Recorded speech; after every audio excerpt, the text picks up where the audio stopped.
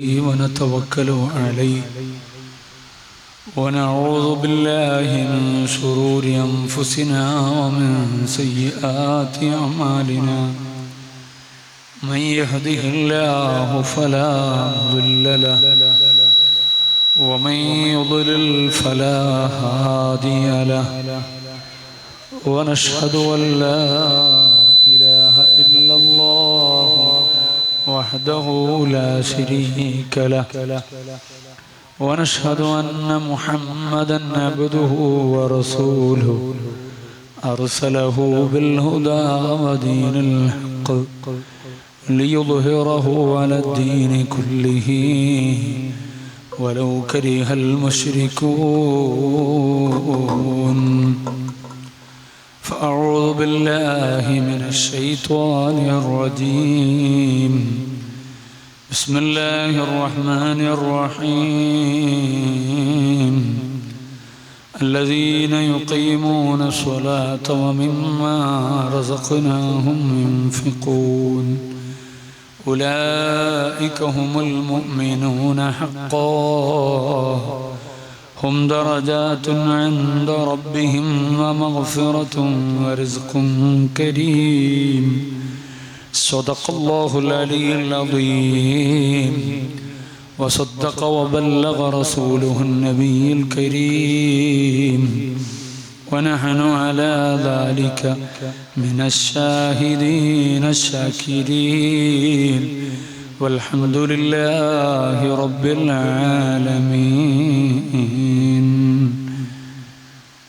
يا رحمة الله إني خائف وجلوه يا نعمة الله إني مفلس عاني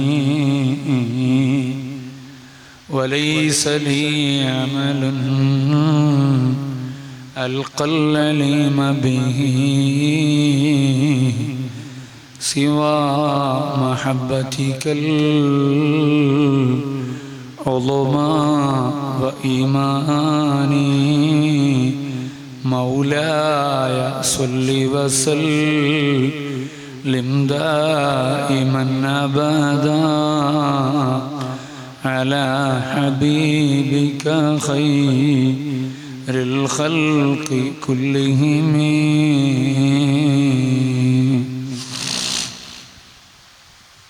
ഏറ്റവും ആദരണീയരായ ഉസ്താദുമാർ, പ്രിയപ്പെട്ട രക്ഷിതാക്കൾ, മുതഅല്ലിമുകൾ, സഹോദരീ സഹോദരങ്ങൾ, അല്ലാഹുവിൻ്റെ മഹത്തായ അനുഗ്രഹത്താൽ പരിശുദ്ധ ഖുർആനുമായി ബന്ധപ്പെട്ടുകൊണ്ടുള്ള നമ്മുടെ സംസാരത്തിൻ്റെ മൂന്നാം ദിവസമാണിന്ന്. സമാപന ഈ സംസാരത്തിൻ്റെ സമാപന ദിവസം കൂടെ. ഇന്നലെ ഓതിവെച്ച സൂക്തത്തിൻ്റെ ബാക്കി ഭാഗത്തിലേക്ക് വേഗം പ്രവേശിക്കുകയാണ്. അല്ലദീന യുഖീമൂന സ്വലാഹ് എന്ന ഭാഗമാണ് നമ്മൾ ഇന്നലെ സംസാരിച്ചത്. അതിൻ്റെ ബാക്കി ഭാഗം വമിമ്മാ റസഖ്നാഹും യുൻഫിഖൂൻ. ആരാണ് മുഅ്മിനീങ്ങൾ? അല്ലാഹു നൽകിയതിൽ നിന്ന് ചിലവഴിക്കുന്ന ആളുകളാണ് മുഅ്മിനീങ്ങൾ. വമിമ്മാ റസഖ്നാഹും യുൻഫിഖൂൻ. അല്ലാഹു നൽകിയതിൽ നിന്ന് ചെലവഴിക്കുന്ന ആളുകൾ. അല്ലാഹു നൽകിയതിൽ നിന്ന് ചെലവഴിക്കുക എന്ന് പറഞ്ഞാൽ സാധാരണഗതിയിൽ നമ്മുടെ മനസ്സ് പോകുക എവിടുക്കാന്ന് ചോദിച്ചാൽ നമ്മളെന്തെങ്കിലും സാമ്പത്തികമായ സഹായങ്ങൾ ചെയ്യുന്നതിലേക്കാണ് പോവുക.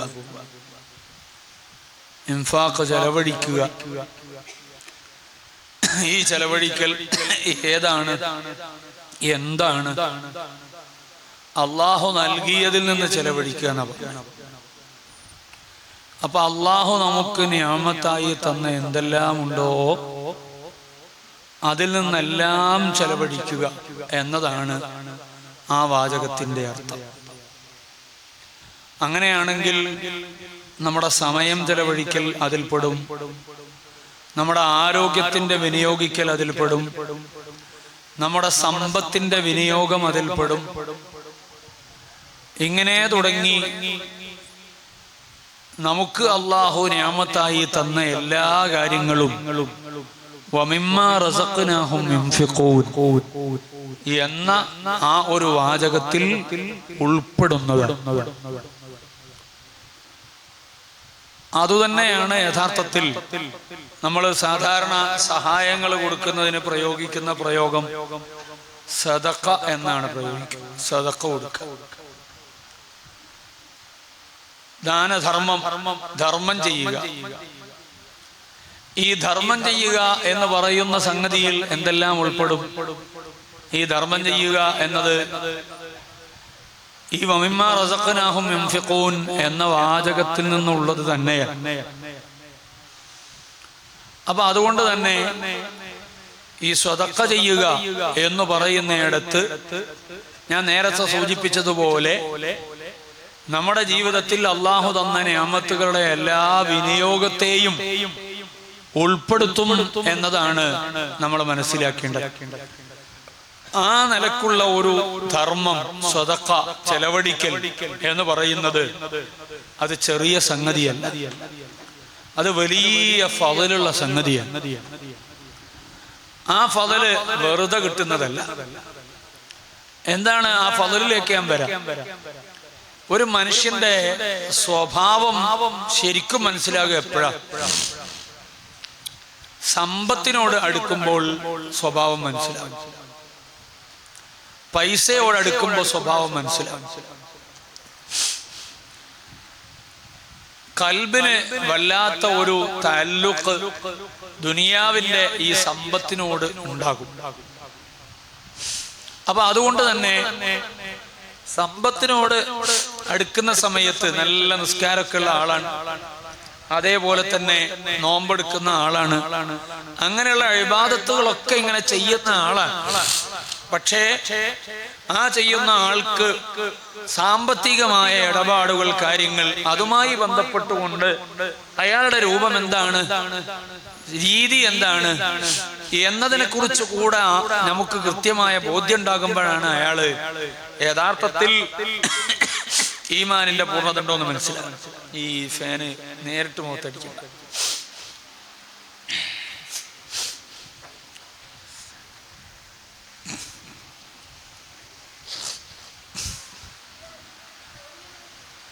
അപ്പൊ ചില ആളുകൾ സാമ്പത്തികമായ കാര്യങ്ങൾ, ഇടപാടുകൾ വരുമ്പോ ഇങ്ങനെ ഒരു അയലിച്ച, അതിപ്പല്ല, അത് പിന്നെ, അത് നാളെ, അതിപ്പ ഇല്ല, ഇങ്ങനെ തുടങ്ങിയിട്ടുള്ള ചില പ്രതികരണങ്ങൾ പലപ്പോഴും നമ്മൾ കാണാറുണ്ട്.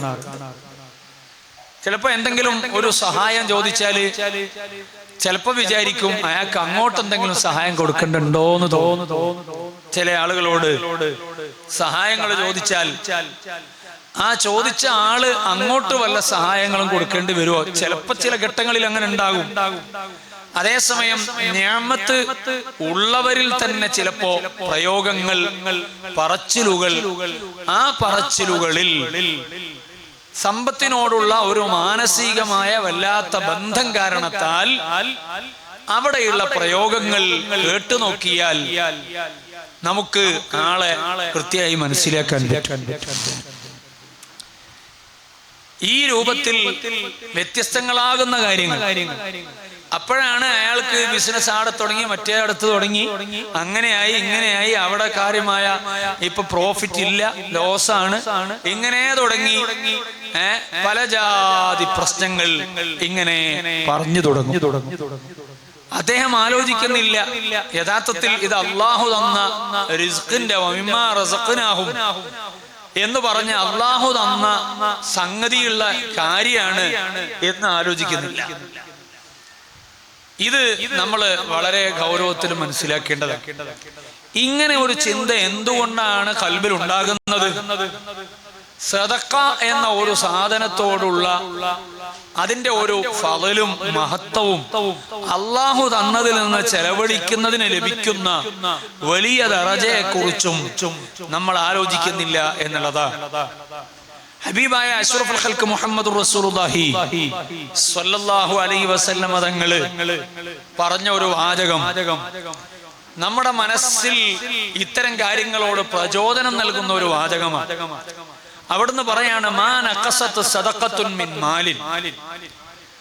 യഥാർത്ഥത്തിൽ ധനത്തിൽ നിന്ന് കുറവ് വരുത്തുന്നില്ല. സദഖ എന്ന് പറയുന്നത് ഇഖ്ലാസോടെ കൊടുക്കണം, ആളുകളുടെ മുന്നിൽ പേര് കിട്ടാനില്ല. അതേപോലെ തന്നെ നിവൃത്തികേടുണ്ട്. അയാളിപ്പം വന്നില്ലേ, ഇനിയിപ്പോ എങ്ങനെയാ കൊടുക്കാതിരിക്കുക, എന്നാ പിന്നെ ഒരു 5000 കൊടുത്തേക്ക. ഇങ്ങനെ ചില മനുഷ്യന്മാര് കൊടുക്കും. അയാൾ വന്നല്ലോ അൽഹംദുലില്ലാഹ്, അയാൾക്ക് അങ്ങനല്ല, മറിച്ച് ആ വന്ന ആളോട് മാനസികമായ ഇണക്കമോ താല്പര്യമോ ഇല്ല. പക്ഷെ അയാളിപ്പോ വെറുതെ മടക്കിക്കൂടാലോ എന്ന് വിചാരിച്ചുകൊണ്ട് നമ്മൾ എന്തെങ്കിലും കൊടുക്കുകയാണ്. ആ കൊടുതിക്ക് പടച്ചോനടുത്ത് കൂലി കിട്ടുമോ? കൂലി കിട്ടാൻ സാധ്യതയില്ല. കാരണം ഇന്നമൽ അഅ്മാലു ബിന്നിയാത്ത്, എല്ലാ അമലുകളും നിയ്യത്തുകളെ കൊണ്ടാണ്. എന്തിനാ ഈ അടങ്ങാറായി കൊടുക്കുന്നത്? കൊടുക്കുന്നത് മര്യാദയ്ക്ക് എന്തായാലും കൊടുക്കല്ലേ, അത് നല്ല റാഹത്തുൽ ഖൽബോടെ അങ്ങ് കൊടുത്താ പോരെ, നല്ല മനസ്സംതൃപ്തിയോടുകൂടെ കൊടുത്താ പോരെ. ചില ആളുകൾ കൊടുക്കണ്ടൊക്കെ കൊടുക്കുകയും ചെയ്യും, കൂലി ഇട്ടുണ്ടാവില്ല. അങ്ങനെയാണ് ചില ആളുകളുടെ സ്വഭാവം. അങ്ങനെ ഒരിക്കലും നമ്മൾ ആകാൻ പാടില്ല. നമ്മൾ നിർവഹിക്കുന്നത്, കൊടുക്കുന്നത്, അള്ളാഹു തന്നതിൽ നിന്ന് കൊടുക്കുന്നത്, അത് കൽബ് നല്ല റാഹത്തുള്ള നിലക്ക് സംതൃപ്തിയോടുകൂടെ കൊടുക്കുക. അങ്ങനെ കൊടുത്താലേ എന്ത് ചെയ്യുള്ളൂ, അള്ളാഹുവിന്റെ അടുക്കൽ തിരിച്ചു ചെന്നാൽ അതിന്റെ പ്രതിഫലം ലഭിക്കൂ എന്ന് നമ്മൾ മനസ്സിലാക്കണം. ഇനി കൊടുക്കാനില്ല, ഒരു നിലക്കും കൊടുക്കാനില്ല. ഒരാളും ചോദിച്ചു വന്നാൽ അയാളോട് സ്വീകരിക്കേണ്ട നിലപാട് എന്താണ്? ചോദിച്ചു വന്ന ഒരാളെയും നിന്ദിക്കാൻ പാടില്ല, അവഗണിക്കാൻ പാടില്ല, നിസ്സാരപ്പെടുത്താൻ പാടില്ല. ഓ അപ്പോഴേക്ക് വരാൻ തുടങ്ങിയിരിക്കണം. ചിലപ്പോ ചില ആളുകൾ പറയും, ഞാൻ ഇവിടെ ഇപ്പോ ആകെ ഒരു 2 ദിവസം ഉണ്ടായതാ, അപ്പോഴേക്ക് എത്ര ആളാ വരുന്നത്. അങ്ങനെ അവരെ ഒരു പുച്ഛത്തോടുകൂടെയുള്ള ഒരു സംസാരം, ആ സംസാരം വിശ്വാസികൾക്ക് ഉണ്ടാകാൻ പാടില്ല. അതേപോലെ തന്നെ ആരെങ്കിലും ചോദിച്ചു വന്നാൽ ഇവിടെ ഒന്നുമില്ല എന്ന് പറഞ്ഞ് മടക്കാനും പാടില്ല. ചോദിച്ചു വരുന്ന ആളെ നിങ്ങള് നിസാരമാക്കി തട്ടിക്കളയാൻ പാടില്ല. ചിലപ്പോ നമ്മളെ അടുക്കൽ ചില ആളുകൾ ചില സംഭാവനകൾക്ക് വേണ്ടി, സഹായങ്ങൾക്ക് വേണ്ടി വരും. ആ സഹായങ്ങൾക്ക് വേണ്ടി വരുന്ന സന്ദർഭത്തിൽ ചിലപ്പോ നമ്മൾ പറയും, കണ്ടില്ല എന്തെല്ലാം തട്ടിപ്പിന്റെ ആളുകളാണ്, പലജാതി പിരിവുകള്, ഇതൊക്കെ എവിടത്തേക്കായിരിക്കും, ഇതൊക്കെ ഒരു ഏർപ്പാട്, സ്വന്തം പരിപാടിക്ക് വേണ്ടിയുള്ള ഒരു ഏർപ്പാട് എന്ന രീതിയിൽ ചിലപ്പോൾ എന്ത് ചെയ്യും, അഭിപ്രായങ്ങൾ പറയും. നമ്മൾ നല്ലോണം ശ്രദ്ധിക്കണം ഇത്തരം സന്ദർഭങ്ങളിൽ. മനുഷ്യന്മാരെ കുറിച്ച് നമുക്ക് അറിയില്ലല്ലോ, ആളുകൾ ഏത് തരമാണ്, ഏത് രൂപത്തിലാണ് എന്നതിനെ കുറിച്ച് നമ്മൾ അറിയില്ല. കൽബ് അറിയെങ്കിൽ തിരക്കേടില്ല. മനുഷ്യന്മാരെ മനസ്സറിഞ്ഞ് സംസാരിക്കാൻ ഔലിയാക്കൾക്കൊക്കെ അങ്ങനെ കഴിയും അല്ലേ? ഗൗസുൽ ആലം മുഹയ്യിദ്ദീൻ അബ്ദുൽ ഖാദിർ ജീലാനി ഖദ്ദസല്ലാഹു സിർറഹുൽ അസീസ് തങ്ങളെ കുറിച്ച് പറഞ്ഞല്ലോ, കുപ്പിയകത്തുള്ള വസ്തുവിനെ പോലെ കാൺമാൻ ഞാൻ കൽബകം, കൽമാൻ ഞാൻ കാണും,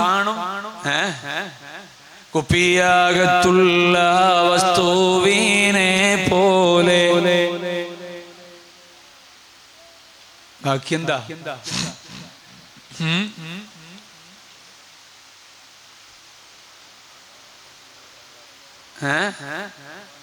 കാൺമാൻ ഞാൻ നിങ്ങളെ കൽബകമെന്നോ നമ്മൾ പലപ്പോഴും പാടുന്നതാണ്, പക്ഷെ ചിലപ്പോ പലർക്കും ഓർമ്മ ഉണ്ടാവില്ല.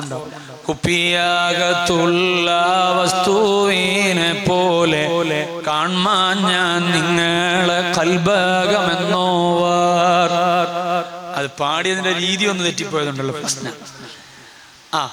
അപ്പൊ ഞാൻ പറഞ്ഞു വന്നതാന്ന് ചോദിച്ചാൽ ഓസുല്ലാദ മതങ്ങൾ അതുപോലെയുള്ള മഹാന്മാർ, ആ മഹാന്മാര് കൽബിലുള്ള കാര്യങ്ങൾ നോക്കി അങ്ങ് പറയും. അങ്ങനെ പറഞ്ഞിട്ടുണ്ട്. എന്റെ വിഷയം അതല്ലാത്തതുകൊണ്ട് ഞാൻ അതിലേക്ക് പോകുന്നില്ല. നേരെ കൽബില് നോക്കിയിട്ട് ആ കാര്യങ്ങളെ നോക്കി അങ്ങ് പറഞ്ഞ അനുഭവങ്ങൾ. എഴുത്തിക്കാതുമായി ബന്ധപ്പെട്ടുകൊണ്ട് ഒരാള് മനസ്സിൽ വസ്വാസായി മഹാനവറുകളെ മജ്‌ലിസിൽ ഇങ്ങനെ വന്നിരുന്നപ്പോ അയാൾ വന്ന് ഇരുന്ന ഉടനെ മഹാനായ ഓസുല്ലാദ തങ്ങള് അതിന്റെ ഒരു സൊല്യൂഷൻ ആ ശാസ്ത്രങ്ങൾ പറയുക. തന്റെ ശിഷ്യനായ അബൂബക്കർ റഹ്മത്തുള്ളാഹി അലൈഹി തങ്ങള് വന്നിരുന്നപ്പോ ആ സമയത്ത് പറഞ്ഞു. അപ്പോ ശിഷ്യൻ വിചാരിച്ച് ഇത് അവിചാരിതമായി വയല് പറയുന്നതിന്റെ ഇടക്ക് ഇങ്ങനെ യോജിച്ചു വന്നായിരിക്കും എന്ന് വിചാരിച്ച് ഇങ്ങനെ നിന്നപ്പോ വീണ്ടും പറഞ്ഞു ഇതേ മറുപടി. അപ്പോഴും ഇങ്ങനെ ആലോചിച്ച അല്ല, ഇത് എന്നെ ഉദ്ദേശിച്ചിട്ടായിരിക്കൂല, അതിങ്ങനെ ഒന്ന് ആവർത്തിച്ചു പറഞ്ഞതായിരിക്കും എന്ന രീതിയിൽ മഹാനവറുകളെ ആ പറഞ്ഞതിനെ ഇങ്ങനെ ഇങ്ങനെ വിചാരിച്ചപ്പോ മൂന്നാമത്തെ പ്രാവശ്യം പിന്നെന്ത് ചെയ്തു? യാ അബൂബക്കർ അങ്ങനെ നിങ്ങള് ഇത് വേറെ ആരെ കുറിച്ചോ ആയിരിക്കും, ഇതെങ്ങനെ യോജിച്ചു വന്നതായിരിക്കും എന്ന ഒരു വിശദീകരണം വേണ്ട. ഓ അബൂബക്കറെ, ഈ എഴുത്തിക്കാദിന്റെ വിഷയത്തിൽ നിങ്ങളെ മനസ്സിലുള്ള സംശയമില്ല, ആ സംശയമൊന്നും വേണ്ട. അതൊക്കെ സലഫും ഖലഫും പറഞ്ഞതുപോലെയാണ്. അങ്ങനത്തെ മഹാന്മാരുണ്ടാകും. അതുപോലത്തെ മഹാന്മാർ നിങ്ങളെ കൂട്ടത്തിലുണ്ടെങ്കിൽ തട്ടിപ്പാണ് വെട്ടിപ്പാണ് നിങ്ങൾ പറഞ്ഞോളി, നമുക്ക് കുഴപ്പമില്ല. അതിന് മാത്രം ഖൽബ് കാണാനും ഉദ്ദേശം മനസ്സിലാക്കാനും മാത്രമുള്ള ശേഷി നമുക്കുണ്ടെങ്കിൽ അങ്ങനെയുള്ള ആളുകൾ പറയുന്നതിനോട് നമുക്ക് എതിർപ്പില്ല. പക്ഷെ ഞാൻ അങ്ങനത്തെ ആളല്ല, നമ്മൾ ആരും പലരും അങ്ങനത്തെ ആളുകളല്ല. അപ്പൊ നമുക്ക് ഖൽബറിയില്ലല്ലോ, നമ്മളെ മുന്നിലേക്ക് വരുന്ന മനുഷ്യന്മാര് ഏത് കോലത്തിലുള്ളതാണെന്ന് അറിയില്ലല്ലോ. പിന്നെ എന്തിനാണ്? അത് തട്ടിപ്പായിരിക്കും, അത് വെറുതെ പണം പിടുങ്ങാനുള്ള ഏർപ്പാടായിരിക്കും എന്ന് ഏതെങ്കിലും ഒരാളെ കുറിച്ച് നമ്മൾ എന്തിനാ പറയുന്നത്? അയാള് ചിലപ്പോ അദ്ദേഹത്തെ നമ്മുടെ മുന്നിൽ പറഞ്ഞയച്ചത് പടച്ചറബല്ലേ, പടച്ചറബ് പറഞ്ഞയച്ചത് നമ്മെ പരീക്ഷിക്കാനായിരിക്കൂലേ. അങ്ങനെ പരീക്ഷണത്തിനു വേണ്ടി ആളുകളെ പറഞ്ഞയച്ചതിനെ കുറിച്ച് ഹബീബായ റസൂലുള്ളാഹി സ്വല്ലല്ലാഹു അലൈഹി വസല്ലം തങ്ങൾ ഹദീസിൽ പറഞ്ഞതുണ്ടല്ലോ. വിശാലമായ സംഭവം, കഷണ്ടി ബാധിച്ച ആളും വെള്ളപ്പാണ്ട് ബാധിച്ച ആളും അതേപോലെ തന്നെ പിന്നെ അങ്ങനെ തുടങ്ങി ചില പരീക്ഷണം അനുഭവിച്ച 3 വ്യക്തികൾ. ആ 3 വ്യക്തികളെ അടുക്കലേക്ക് അല്ലാഹു റബ്ബുൽ ഇസ്സത്ത് മലക്കിനെ പറഞ്ഞയച്ച് പരീക്ഷിച്ച സംഭവം സഹീഹായ ഹദീസിലൂടെ ഹബീബായ റസൂലുള്ളാഹി സ്വല്ലല്ലാഹു അലൈഹി വസല്ലം തങ്ങൾ പറഞ്ഞതു കാണാം. അവിടെ ആ പരീക്ഷണത്തിൽ ഒറ്റയാള് മാത്രമാണ് ജയിച്ചത്, ബാക്കി 2 ആളും പരാജയപ്പെട്ടു പോയി. കാരണം അവര് ഏത് രൂപത്തിൽ പ്രതികരിച്ചു? വന്ന ആളോട് സഹായം ചോദിച്ചു വന്ന ആളോട് എന്തു ചെയ്തു? വളരെ മോശമായി പ്രതികരിച്ചു. ഇത് നമ്മളെ സ്വന്തം ഉണ്ടാക്കിയാണ്, നമുക്കൊരു സമ്പത്ത് ഉണ്ടാകുമ്പോഴേക്കും നിങ്ങളിങ്ങനെ വന്നു എന്ന രീതിയിൽ പ്രതികരിച്ചപ്പോൾ ആ 2 പേർക്കും അള്ളാഹു ചെയ്ത നിയമത്തെ എടുത്തു കളഞ്ഞു. ഒരാൾ സന്തോഷപൂർവ്വം പ്രതികരിച്ചു, അയാൾക്ക് അള്ളാഹു നിയമത്ത് വർദ്ധിപ്പിച്ചു കൊടുക്കുകയും ചെയ്തു. വിശാലമായ സംഭവമാണ്. ആ സംഭവത്തിലേക്ക് ഞാൻ കടക്കുകയല്ല. ഞാൻ ഓർമ്മപ്പെടുത്തുന്നത്, ചിലപ്പോൾ നമ്മുടെ മുന്നിലേക്ക് സഹായത്തിനു വേണ്ടി എന്ന രീതിയിൽ വരുന്ന ആളുകൾ കേവലം സഹായത്തിനു വേണ്ടി മാത്രം ആയിക്കൊള്ളണം എന്ന് അല്ലാഹു തന്നതിൽ നിന്ന് കൊടുക്കുന്നവരാണ് വിശ്വാസികൾ എന്ന് പറഞ്ഞ ആ വാചകത്തെ അന്വർത്ഥമാക്കുന്ന ജീവിതം നമുക്കുണ്ടോ ഇല്ലേ എന്ന് പരിശോധിക്കാനും പരീക്ഷിക്കാനും അല്ലാഹു റബ്ബുൽ ഇസ്സത്ത് ഒരുപക്ഷേ നമ്മുടെ മുന്നിലേക്ക് ആളെ പറഞ്ഞേക്കാം. വന്ന ആള് ആരാന്ന് നമുക്ക് മനസ്സിലാകൂല. അപ്പൊ അതുകൊണ്ട് നമ്മുടെ മുന്നിൽ നമ്മൾ ചെലവഴിക്കുന്നുണ്ടോ എന്ന് നോക്കാൻ വേണ്ടി പറഞ്ഞയച്ചതായിരിക്കാം ഈ മനുഷ്യനെ എന്ന് വിചാരിച്ചാ മതി. ചില ആളുകൾക്ക് ഒരു ബേജാറുണ്ട്, തട്ടിപ്പിന്റെ ആളുകളാണെങ്കിൽ നമ്മളെ പൈസ വെറുതെ ആയി പോലെ. അങ്ങനില്ലട്ടോ, അങ്ങനെ ഒരാളെ പൈസയും വെറുതെ ആവൂല. അത് ബേജാറായിട്ട് നിങ്ങൾ ആരും കൊടുക്കാതിരിക്കണ്ട. ഇത് പറയുമ്പോ തട്ടിപ്പുകാരൊക്കെ എന്ത് ചെയ്യാണ്, അനുകൂലിക്കുകയാണ്, അല്ലെങ്കിൽ അവരെ സംരക്ഷിക്കുകയാണ് എന്ന് നിങ്ങൾ ആരും വിചാരിക്കരുത്.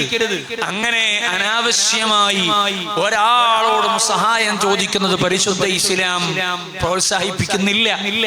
ഹബീബായ റസൂലുള്ളാഹി സ്വല്ലല്ലാഹു അലൈഹി വസല്ലം നിങ്ങൾ തന്നെ പറഞ്ഞില്ലേ, ആഖിറത്തിൽ ചില ആളുകൾ, ആ ആളുകൾ അവരുടെ കവിൾത്തടത്തിലുള്ള ഈ മാംസം കൊളത്തി ഇങ്ങനെ വലിക്കുന്ന അവസ്ഥയിൽ ചില ആളുകളെ കാണും. ആരാണ് അത്തരം ആളുകൾ?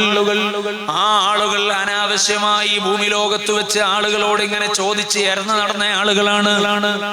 ഈ സഹായം ചോദിച്ച് നടക്കുക എന്നുള്ളത് അതൊരു നല്ല കാര്യമല്ല, അത് ഇസ്സത്തിന് പറ്റിയ ഏർപ്പാടുമല്ല.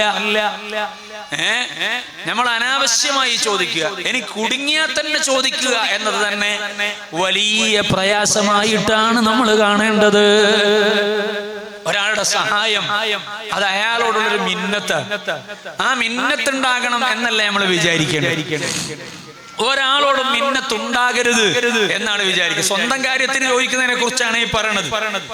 ഈ ഉമ്മത്തിലെ സാധുക്കൾക്ക് വേണ്ടി ചിലപ്പോൾ പണ്ഡിതന്മാരോ നല്ല കാര്യങ്ങൾ ചെയ്യുന്നവരോ സഹായങ്ങൾ ചോദിച്ചവരും, അതേപോലെ തന്നെ ഇൽമിന്റെ വളർച്ചയ്ക്ക് വേണ്ടി ആ ഇൽമിന്റെ സ്ഥാപനങ്ങൾക്ക് വേണ്ടി സഹായങ്ങൾ ചോദിച്ചു എന്ന് വരും. ആ ചോദിക്കൽ അള്ളാഹുവിന്റെ അടുക്കൽ വലിയ ദറജ കിട്ടാൻ കാരണമാണ്. കാരണം സ്വന്തം കാര്യത്തിന് വേണ്ടിയല്ല, മുത്തുനബി സല്ലല്ലാഹു അലൈഹി വസല്ലമ തങ്ങളെ ഉമ്മത്തിന്റെ ഉന്നതിക്ക് വേണ്ടിയാണ്, വളർച്ചയ്ക്ക് വേണ്ടിയാണ്. ആ നിലക്ക് വളർച്ചയ്ക്ക് വേണ്ടിയുള്ള ഇത്തരം ചോദ്യങ്ങൾ റബ്ബിന്റെ അടുക്കൽ വലിയ ഖബൂലിയത്ത് കിട്ടാനും കാരണമാണ്. അത് ഇത്തിബാവും കൂടെ. അത് വലിയമാര് അവർക്കിങ്ങനെ പൈസ വാങ്ങാൻ വേണ്ടി ഏർപ്പാട് എന്ന് വിചാരിക്കണ്ട. ഹബീബായ അഷ്റഫുൽ ഖൽഖ് മുഹമ്മദുർ റസൂലുള്ളാഹി സ്വല്ലല്ലാഹു അലൈഹി വസല്ലമ തങ്ങള് അവിടുന്ന് മസ്ജിദുൻ നബവിയിൽ വെച്ച് ആ ഒരു യുദ്ധത്തിന്റെ ഘട്ടമെത്തിയപ്പോൾ സ്വഹാബാക്കളോട് പറഞ്ഞു, നിങ്ങൾ ഉള്ളതെല്ലാം സംഭാവനയായി കൊണ്ടുവരണം. അങ്ങനെ കൊണ്ടുവരാൻ പറഞ്ഞപ്പോ ഒരു ഭാഗത്ത് ഭക്ഷണത്തിന്റെ കൂമ്പാരം അതിങ്ങനെ ഉണ്ടായി. എന്തുകൊണ്ട്? എല്ലാവരും എന്ത് ചെയ്തു? സഹായങ്ങൾ ഉള്ളത് കൊണ്ട് കൊടുത്തു. അതാണ് യഥാർത്ഥത്തിൽ സ്വഹാബാക്കൾ ആവേശത്തോടെ കൊടുത്തു.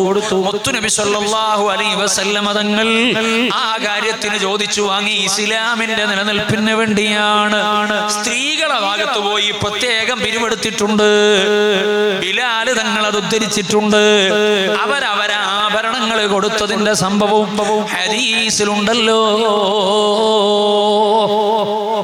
അപ്പോ ദീനിയായ വളർച്ചയ്ക്ക് വേണ്ടി, ഉമ്മത്തിന്റെ വളർച്ചയ്ക്ക് വേണ്ടി ചോദിക്കുക, അത് ഒരു രണ്ടാം നമ്പർ അല്ല, അത് ഹബീബായ റസൂലുള്ളാഹി സ്വല്ലല്ലാഹു അലൈഹി വസല്ലം തങ്ങൾ കാണിച്ചതാണ്.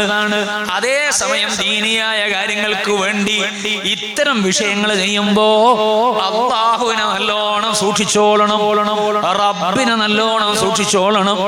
കാരണം ഇത് വലിയൊരു ദിമ്മത്താണ്.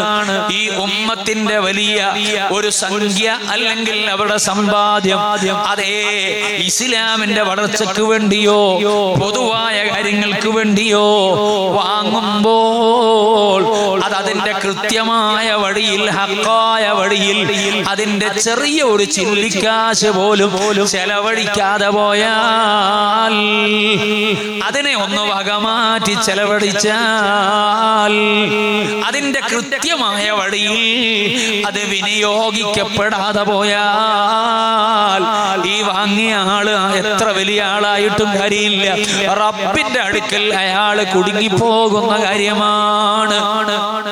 അപ്പൊ അതുകൊണ്ട് നല്ല സൂക്ഷ്മത അത് വാങ്ങുന്ന ആള് കാണിക്കണം. എല്ലാ ഭാഗവും പറഞ്ഞിട്ടില്ലെങ്കിൽ ബുദ്ധിമുട്ടാണ്. നല്ല സൂക്ഷ്മത അത് വാങ്ങുന്ന ആള് കാണിക്കണം. ഇല്ലെങ്കിൽ അയാൾ അല്ലാഹുവിന്റെ മുന്നിൽ ഈ ഒരു വിഷയത്തിന്റെ മേലിൽ കുടുങ്ങിപ്പോകാനുള്ള സാധ്യതയുണ്ട്. ദീനിന്റെ വളർച്ചയ്ക്ക് വേണ്ടിയാണ്, ഉമ്മത്തിന്റെ വളർച്ചയ്ക്ക് വേണ്ടിയാണ്, ശരി. പക്ഷെ അങ്ങനെ ഒരു നന്മ ചെയ്യാൻ ഉദ്ദേശിച്ചിട്ട് ചെയ്യുന്ന ആള് അള്ളാന്റെ കോടതിയിൽ കുടുങ്ങാൻ പാടില്ലല്ലോ.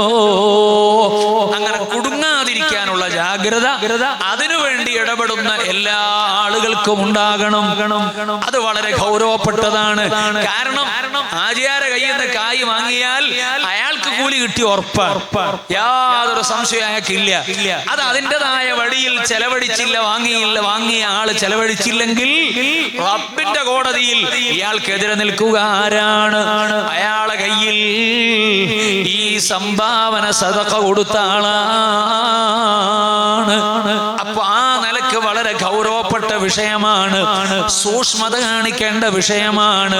അത് ലാവിശായി കൈകാര്യം ചെയ്യാൻ പാടില്ല, അലസമായി കൈകാര്യം ചെയ്യാൻ പാടില്ല, വളരെ സൂക്ഷ്മതയോടെ കൈകാര്യം ചെയ്യണം.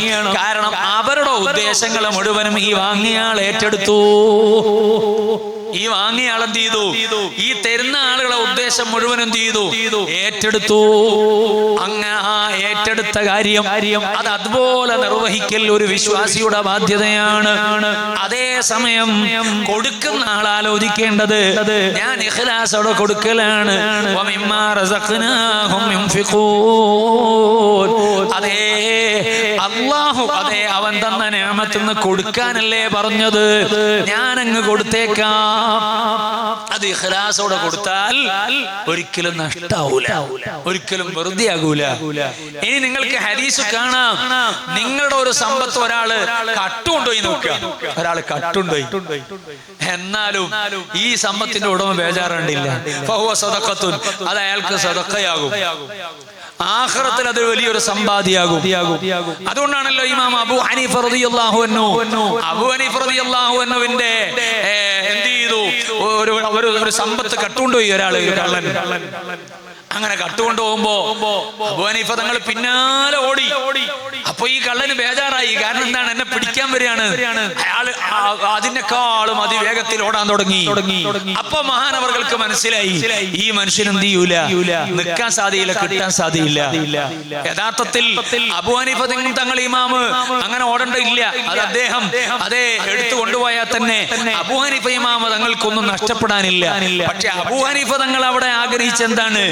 അദ്ദേഹം അത് കൊണ്ടുപോയി ഉപയോഗിക്കുമ്പോ അത് അയാൾക്ക് ഹലാലാകൂലല്ലോ.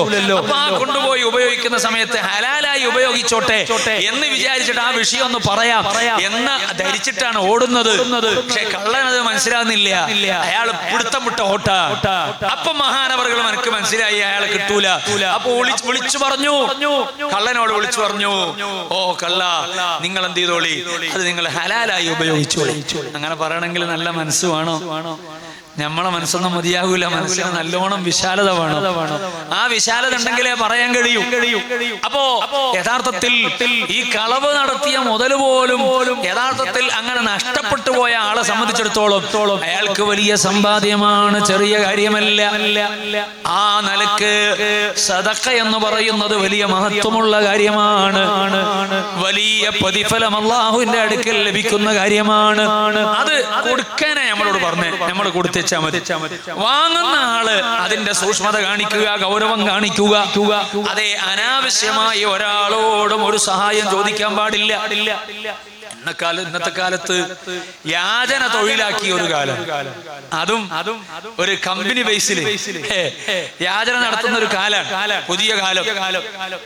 കുറെ ആളുകളെ ഒരുമിച്ച് കൂട്ടി ഓരോ റൂട്ട് നിശ്ചയിച്ചു കൊടുത്ത് വണ്ടിയിൽ ഇറക്കി കൊടുത്ത് അങ്ങനെ എന്ത് ചെയ്യും, വൈകുന്നേരം വരെ ഇങ്ങനെ നടക്കും. അപ്പോ ഈ സൗകര്യങ്ങളൊക്കെ ചെയ്തു കൊടുത്ത ആൾക്കൊരു കമ്മീഷൻ, ഇയാൾക്ക് എന്ത് ബാക്കിയുള്ള കാശ്, ഇങ്ങനൊക്കെ ഉണ്ട് എന്ന് പറയപ്പെടുന്ന കാലാണ്. ഞാൻ എന്തിനാ സൂചിപ്പിക്കുന്ന, അങ്ങനത്തെ ഒരു പരിപാടിയിലും ഒരു വിശ്വാസി എന്ന അർത്ഥത്തിൽ പെടാൻ പാടില്ല. അങ്ങനെയുള്ള മനുഷ്യന്മാർക്കും നമ്മൾ കൊടുത്താൽ നമ്മൾ ക്ലിയറാ, നമ്മളെ സദഖയായിട്ട് അള്ളാഹുവിന്റെ അടുക്കൽ എന്ത് ചെയ്യും, അത് അവശേഷിക്കും. അതാണ് ഇസ്ലാമിന്റെ ഒരു കാഴ്ചപ്പാട്. അതേസമയം വാങ്ങാൻ പോകുന്ന ആൾ ആലോചിക്കണം, ആഖിറത്തിൽ ഞാൻ പരീക്ഷിക്കപ്പെടും.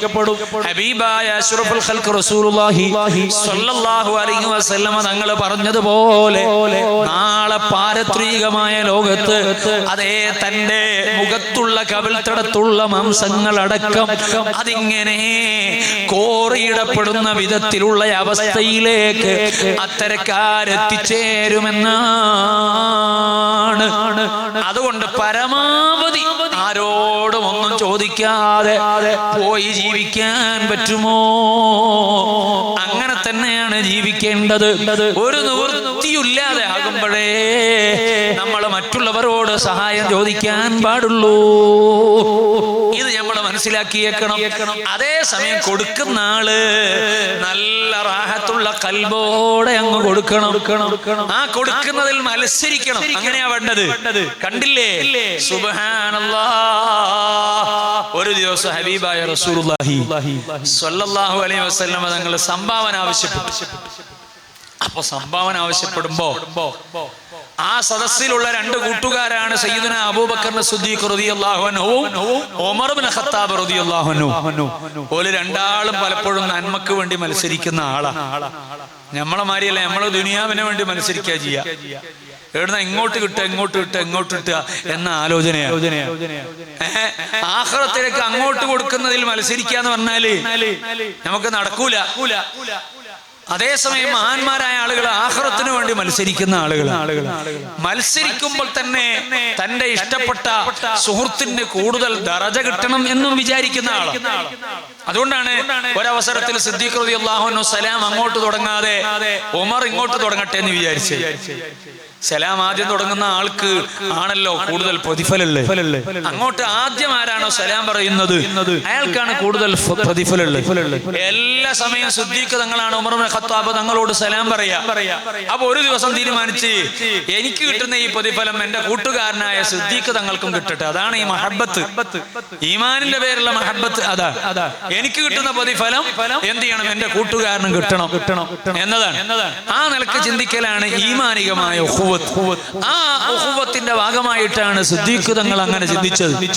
അപ്പോ ഉമർ തങ്ങൾക്ക് ആ സലാം പറയാതെ അങ്ങ് പോയപ്പോ ഭയങ്കര ടെൻഷൻ, വല്ലാത്ത അസ്വസ്ഥത. എന്താ കാര്യം? ആത്മസുഹൃത്തുക്കളാണ് അവർ. എന്നോട് ഇന്ന് സിദ്ദീഖ് തങ്ങൾ സലാം പറഞ്ഞില്ലല്ലോ. സങ്കടപ്പെട്ടു പോയില്ല. ഹദറത്തി റസൂലില്ലാഹി സ്വല്ലല്ലാഹു അലൈഹി വസല്ലം തങ്ങളെ ഹദറത്തിലേക്ക് ചെന്നിട്ട് സങ്കടത്തോടെ പറഞ്ഞു, യാ റസൂലല്ലാഹ്, സിദ്ദീഖ് എന്നോട് പിണങ്ങി നബിയേ, എന്നോട് സലാം പറഞ്ഞില്ല.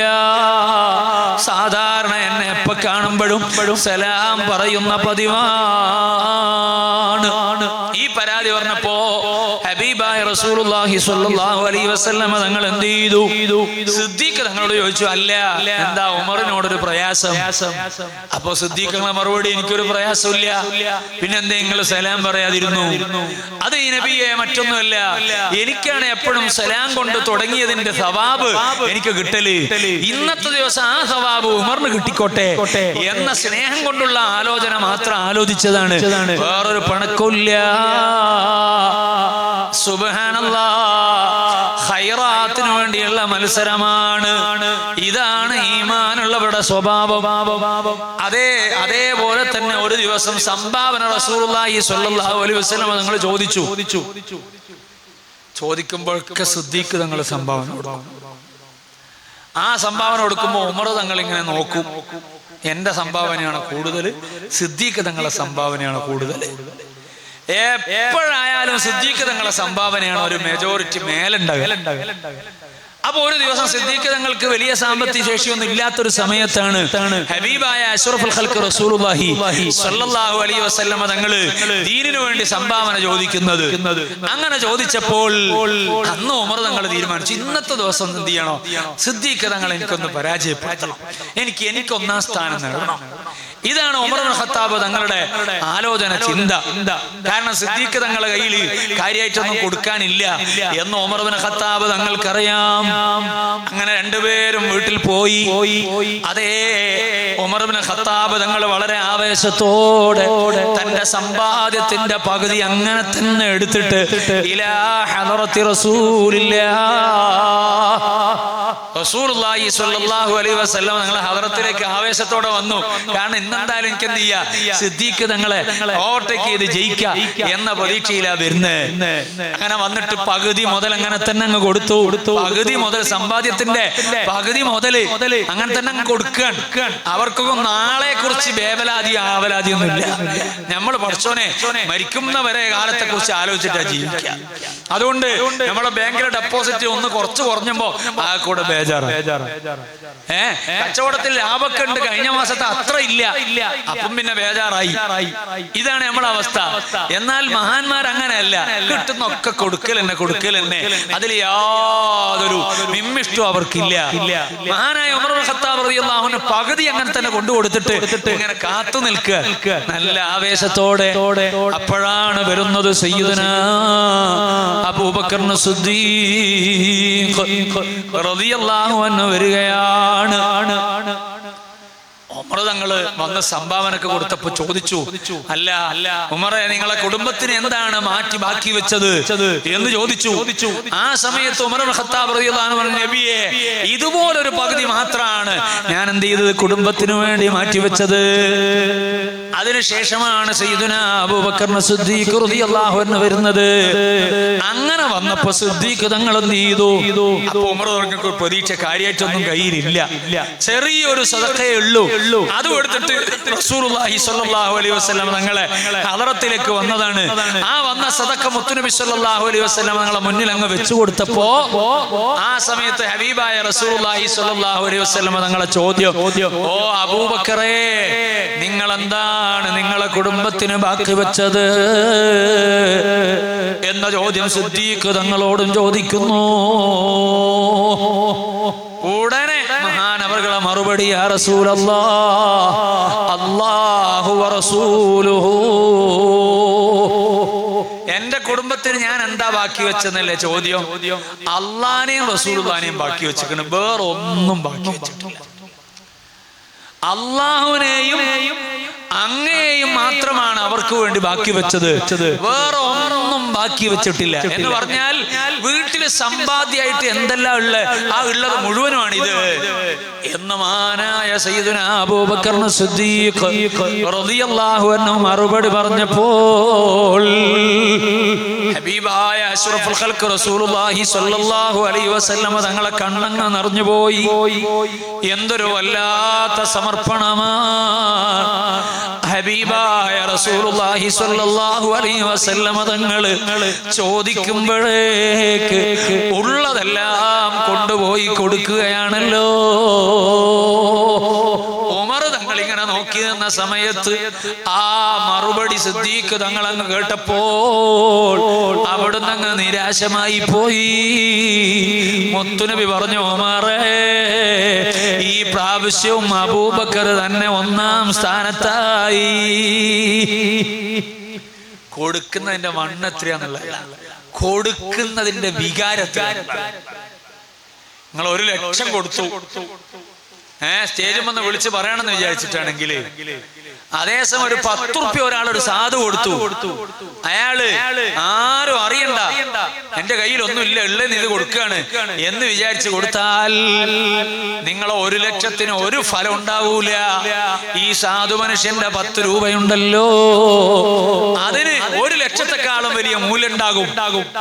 അതേപോലെ തന്നെ നല്ല കോടികൾ ആസ്തിയുള്ള മനുഷ്യനാണ്, അയാളോട് സംഭാവന ചോദിച്ചപ്പോൾ അയാൾ ഒരു 2 ലക്ഷം ഉറുപ്പ്യ കൊടുത്തു.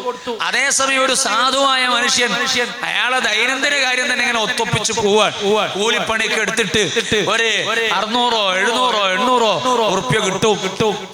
അതാണെങ്കിൽ ഭാര്യയ്ക്ക് മെഡിസിൻ വാങ്ങണം, അങ്ങനൊക്കെ തുടങ്ങി ദൈനംദിന ചെലവിന് തന്നെ 10-600 ഉറുപ്പ്യ വേണം. അപ്പൊ ഒരു ആള് അല്ലെങ്കിൽ ഒരു സദസ്സിന് വന്നു, ദീനിയായ ഒരു സംഗതിക്ക് വേണ്ടി സഹായം ചോദിച്ചു, അയാളെ കയ്യിലുള്ള ബാക്കിയുള്ള 200 ഉറുപ്പ്യ അങ്ങ് കൊടുത്തു. എന്നാൽ നേരത്തെ കൊടുത്ത ആളുടെ ബാലൻസ് പിന്നെ എത്രണ്ട്, കോടികളുണ്ട്. ഈ മനുഷ്യന്റെ ബാലൻസ് എന്താണ്? 0 ബാലൻസ് ആണ്. ആ 2 ലക്ഷത്തെക്കാൾ മൂല്യം ഈ സാധുവായ മനുഷ്യന്റെ 200 രൂപ കൊണ്ട് കേട്ടോ. കാരണം 800 ഉറുപ്പ്യണക്ക് കൂലിയിട്ട് 600 ഉറുപ്പ്യ അന്നത്തെ പരിപാടി സാധനവും മരുന്നൊക്കെ വാങ്ങിയിട്ട് കഴിഞ്ഞതാണ്. പിന്നെ 200 ബാക്കിയുള്ളൂ. അയാൾ ആലോചിച്ചില്ല നാളത്തേക്ക് എന്താണ് ബാക്കിയുള്ളത് എന്ന് ആലോചിച്ചില്ല. അള്ളാന്റെ ദീനിന് വേണ്ടി ചോദിച്ചതല്ലേ, ഞാനങ്ങ് കൊടുക്കട്ടെ എന്ന് വിചാരിച്ച് ഉള്ള 200 അങ്ങ് കൊടുക്കുമ്പോ നേരത്തെ 2 ലക്ഷം സംഗതി രൂപയുടെ മൂല്യത്തിൽ 2 ലക്ഷം വലുതാണെങ്കിലും റബ്ബിന്റെ അടുക്കൽ മൂല്യമുള്ളത് അത് ഈ സാധുവിന്റെ 200 രൂപയാണ് കേട്ടോ. കാരണം അയാൾ ഒന്നും ബാക്കി വെച്ചിട്ടില്ല, പടച്ചോന് വേണ്ടി ഉള്ളങ്ങ് കൊടുത്തതാണ്. മറ്റേ ആളോ അടുത്ത ബിസിനസിന്റെ നീക്കുപോക്കിനും കൂടെ ഉള്ള കാര്യങ്ങള് ബാലൻസ് വെച്ചിട്ടാ കൊടുത്തിട്ടുള്ളത്. ആ കൊടുതിയും ഈ കൊടുതിയും തമ്മിൽ വലിയ വ്യത്യാസമുണ്ട്. അത് വലിയ സംഗതിയാ, അത് വലിയ സംഗതിയാ. അപ്പോ നമ്മൾ ആലോചിക്കേണ്ടത്, അതേസമയം ഉള്ളതിൽ നിന്ന് നല്ല സാമ്പത്തിക ശേഷിയുള്ള ആളുകളിൽ നിന്ന് അയാൾ ഒരുപക്ഷെ ഒരു 2 ലക്ഷം ഇവിടെ കൊടുക്കും, വേറെ 1 ലക്ഷം വേറെ സ്ഥലത്ത് കൊടുക്കും. ഇങ്ങനെ കൊടുക്കുന്നതിനനുസരിച്ച് ഇങ്ങനെ വന്നുകൊണ്ടിരിക്കും. കാരണം എന്താണ്? ഹബീബായ അഷ്റഫുൽ ഖൽഖ് റസൂലുള്ളാഹി സ്വല്ലല്ലാഹു അലൈഹി വസല്ലം തങ്ങൾ പറഞ്ഞു, മാന ഖസത സദഖത്തും മിൻ മാൽ, സദഖ ധനത്തിൽ നിന്ന് ഒന്നും കൊടുക്കൂല, ഇഖ്ലാസോടെ കൊടുക്കുകയാണെങ്കിൽ എന്ന് ഞാൻ പറഞ്ഞു. അവിടുന്ന് പറഞ്ഞിട്ട് പോയതാണ് ഈ കാര്യങ്ങളൊക്കെ. അങ്ങനെയാണ് ഒരു സംഗതി പറഞ്ഞാൽ കുറെ അങ്ങ് പറഞ്ഞു പോകും. അതുമായി ബന്ധപ്പെട്ടിട്ട് ഇഖ്ലാസോടെയാണോ കൊടുത്തത്, ആ കൊടുത്ത മനുഷ്യന്റെ സമ്പാദ്യത്തിൽ നിന്ന് ഒരു കുറവും അല്ലാഹു വരുത്തൂല. കാരണം ആ സദഖ കൊടുത്തു എന്നതുകൊണ്ട് അവന്റെ മാലിൽ അല്ലാഹു ബറക്കത്ത് ചെയ്യുന്നതാണ്. ശേഷം മുത്തുനബി സല്ലല്ലാഹു അലൈഹി വസല്ലം തങ്ങൾ പറഞ്ഞു, വമാ സാദല്ലാഹു അബദൻ ബിഅഫുവിൻ ഇല്ലാ ഇസ്സാ. അല്ലാഹു റബ്ബുൽ ഇസ്സത്ത് അതേ വമാ സാദല്ലാഹു അബദൻ ബിഅഫുവിൻ ഇല്ലാ ഇസ്സാ.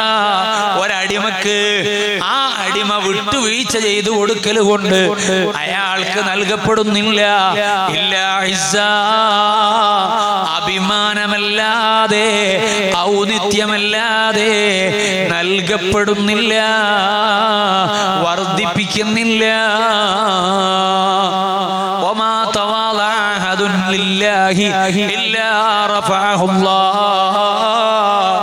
ഒരാളും വിനയം കാണിക്കുന്നില്ല അല്ലാഹുവിനെ ഓർത്ത്.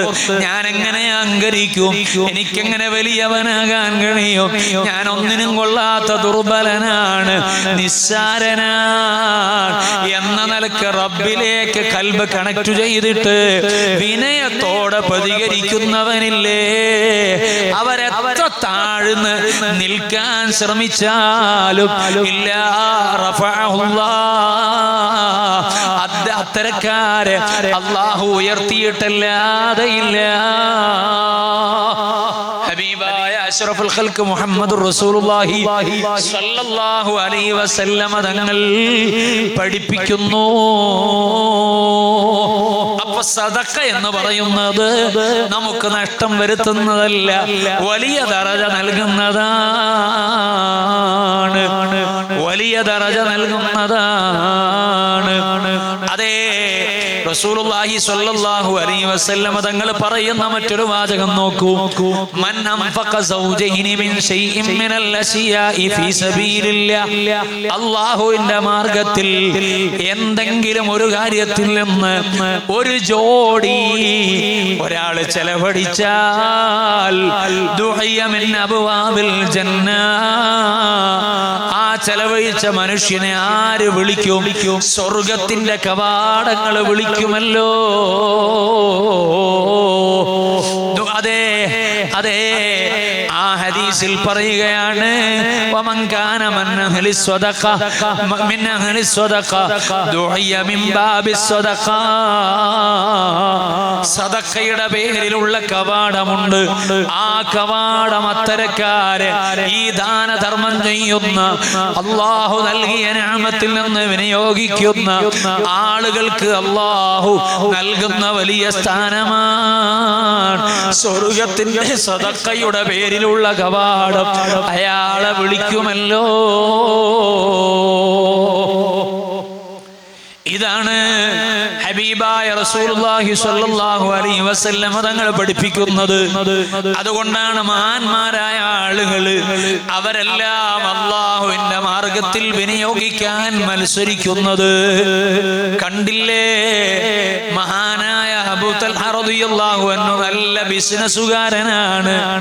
മുത്തുനബി സ്വല്ലല്ലാഹു അലൈഹി വസല്ലം തങ്ങളുടെ ദുആ ലഭിച്ചവരാണ്. അതുകൊണ്ട് തന്നെ മൂപ്പര് എന്ത് കച്ചവടം ചെയ്താലും ഭയങ്കര ലാഭമായിരിക്കും, ഭയങ്കര ലാഭമായിരിക്കും. ഏത് കച്ചവടം ചെയ്താലും ഭയങ്കര ലാഭമായിരിക്കും. അതുകൊണ്ട് തന്നെ മഹാനവറുകളുടെ കച്ചവടത്തിൽ ഒരു തോട്ടം വാങ്ങിയാൽ അതിന് പിന്നെ മറച്ചു വെക്കുമ്പോ അങ്ങനെ തുടങ്ങി എന്താ കൃഷി വസ്തുക്കൾ, ധാന്യങ്ങൾ, ഇതൊക്കെ വിൽപ്പന നടത്തുമ്പോ ഭയങ്കര ലാഭം ഉണ്ടാകും. ആ ലാഭം വല്ലാതെ ഉണ്ടാകുന്ന ആളാണ് മഹാനവറുകൾ. മഹാനവറുകൾ നോക്കൂ, തന്റെ തോട്ടങ്ങൾ ഓരോന്നിങ്ങനെ വിൽക്കും. ആ വിൽക്കുന്ന തോട്ടങ്ങൾ ഹദീസിൽ കാണാം. അന്നത്തെ കാലത്ത് ആയിരക്കണക്കിന് ദിനാറുകൾ വിലയുള്ള തോട്ടങ്ങളുണ്ട്. കാരണം മഹാനവറുകളുടെ തോട്ടം വാങ്ങാൻ ആളുകൾ കുറച്ച് കൂടുതലാണ്.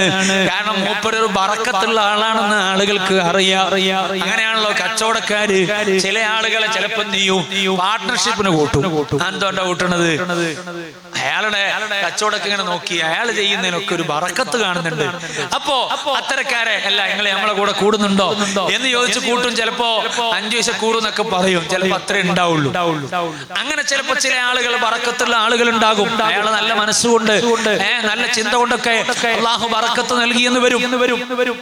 നല്ല ഈമാനും തഖ്വയുള്ള ആളുകൾ, സൂക്ഷ്മത കാണിക്കുന്ന ആളുകൾ. അപ്പൊ ഞാൻ പറഞ്ഞു വരുന്നത്, അപ്പൊ അങ്ങനെ മഹാനവറുകളുടെ ഈ സമ്പാദ്യത്തിന് വലിയ മൂല്യമാണ്. അപ്പൊ ആയിരക്കണക്കിന് ദിനാറുകൾ വില വരുന്ന തോട്ടങ്ങൾ വിൽക്കും. എന്തിനാ വിൽക്കുന്നത് അറിയോ? വേറെ ഒരു ബിസിനസ് തുടങ്ങാനല്ല, പിന്നെന്തിനാണ്? ആ തോട്ടം വിറ്റ് കാണാം, ചരിത്രത്തിൽ കാണാം, മഹാനവറുകൾ അതിന്റെ ദീനാറുകൾ വീട്ടിൽ കൊണ്ടുപോയി വെച്ചാൽ പലപ്പോഴും പിന്നെ വീട്ടിക്ക് വരാൻ പേടിയാ. വീട്ടിക്ക് വരാൻ പേടിയാ. എന്താ പേടി? ആ പേടി മറ്റൊന്നുമല്ല, ആ സമ്പാദ്യമകിലവും വീട്ടിലുണ്ടല്ലോ. അവിടെ ഭാര്യയോട് പറയും ആ ദിനാറുകൾ മുഴുവനും അതിൽ നിന്ന് ഒന്ന് ഒരു ചെറിയ ഭാഗം മാത്രം ബാക്കി വെച്ച് മുഴുവനും സദഖ ചെയ്ത് തീർക്കാൻ മഹാനവറുകൾ പറയാറുണ്ടല്ലോ. കാരണം എന്താണ്? സദഖ ചെയ്യുക എന്നുള്ളതൊരു ഹോബിയാണ്, മുഅ്മിനീങ്ങളുടെ സ്വഭാവമാണ്. വമിമ്മാ റസഖ്നാഹും യുൻഫിഖൂൻ.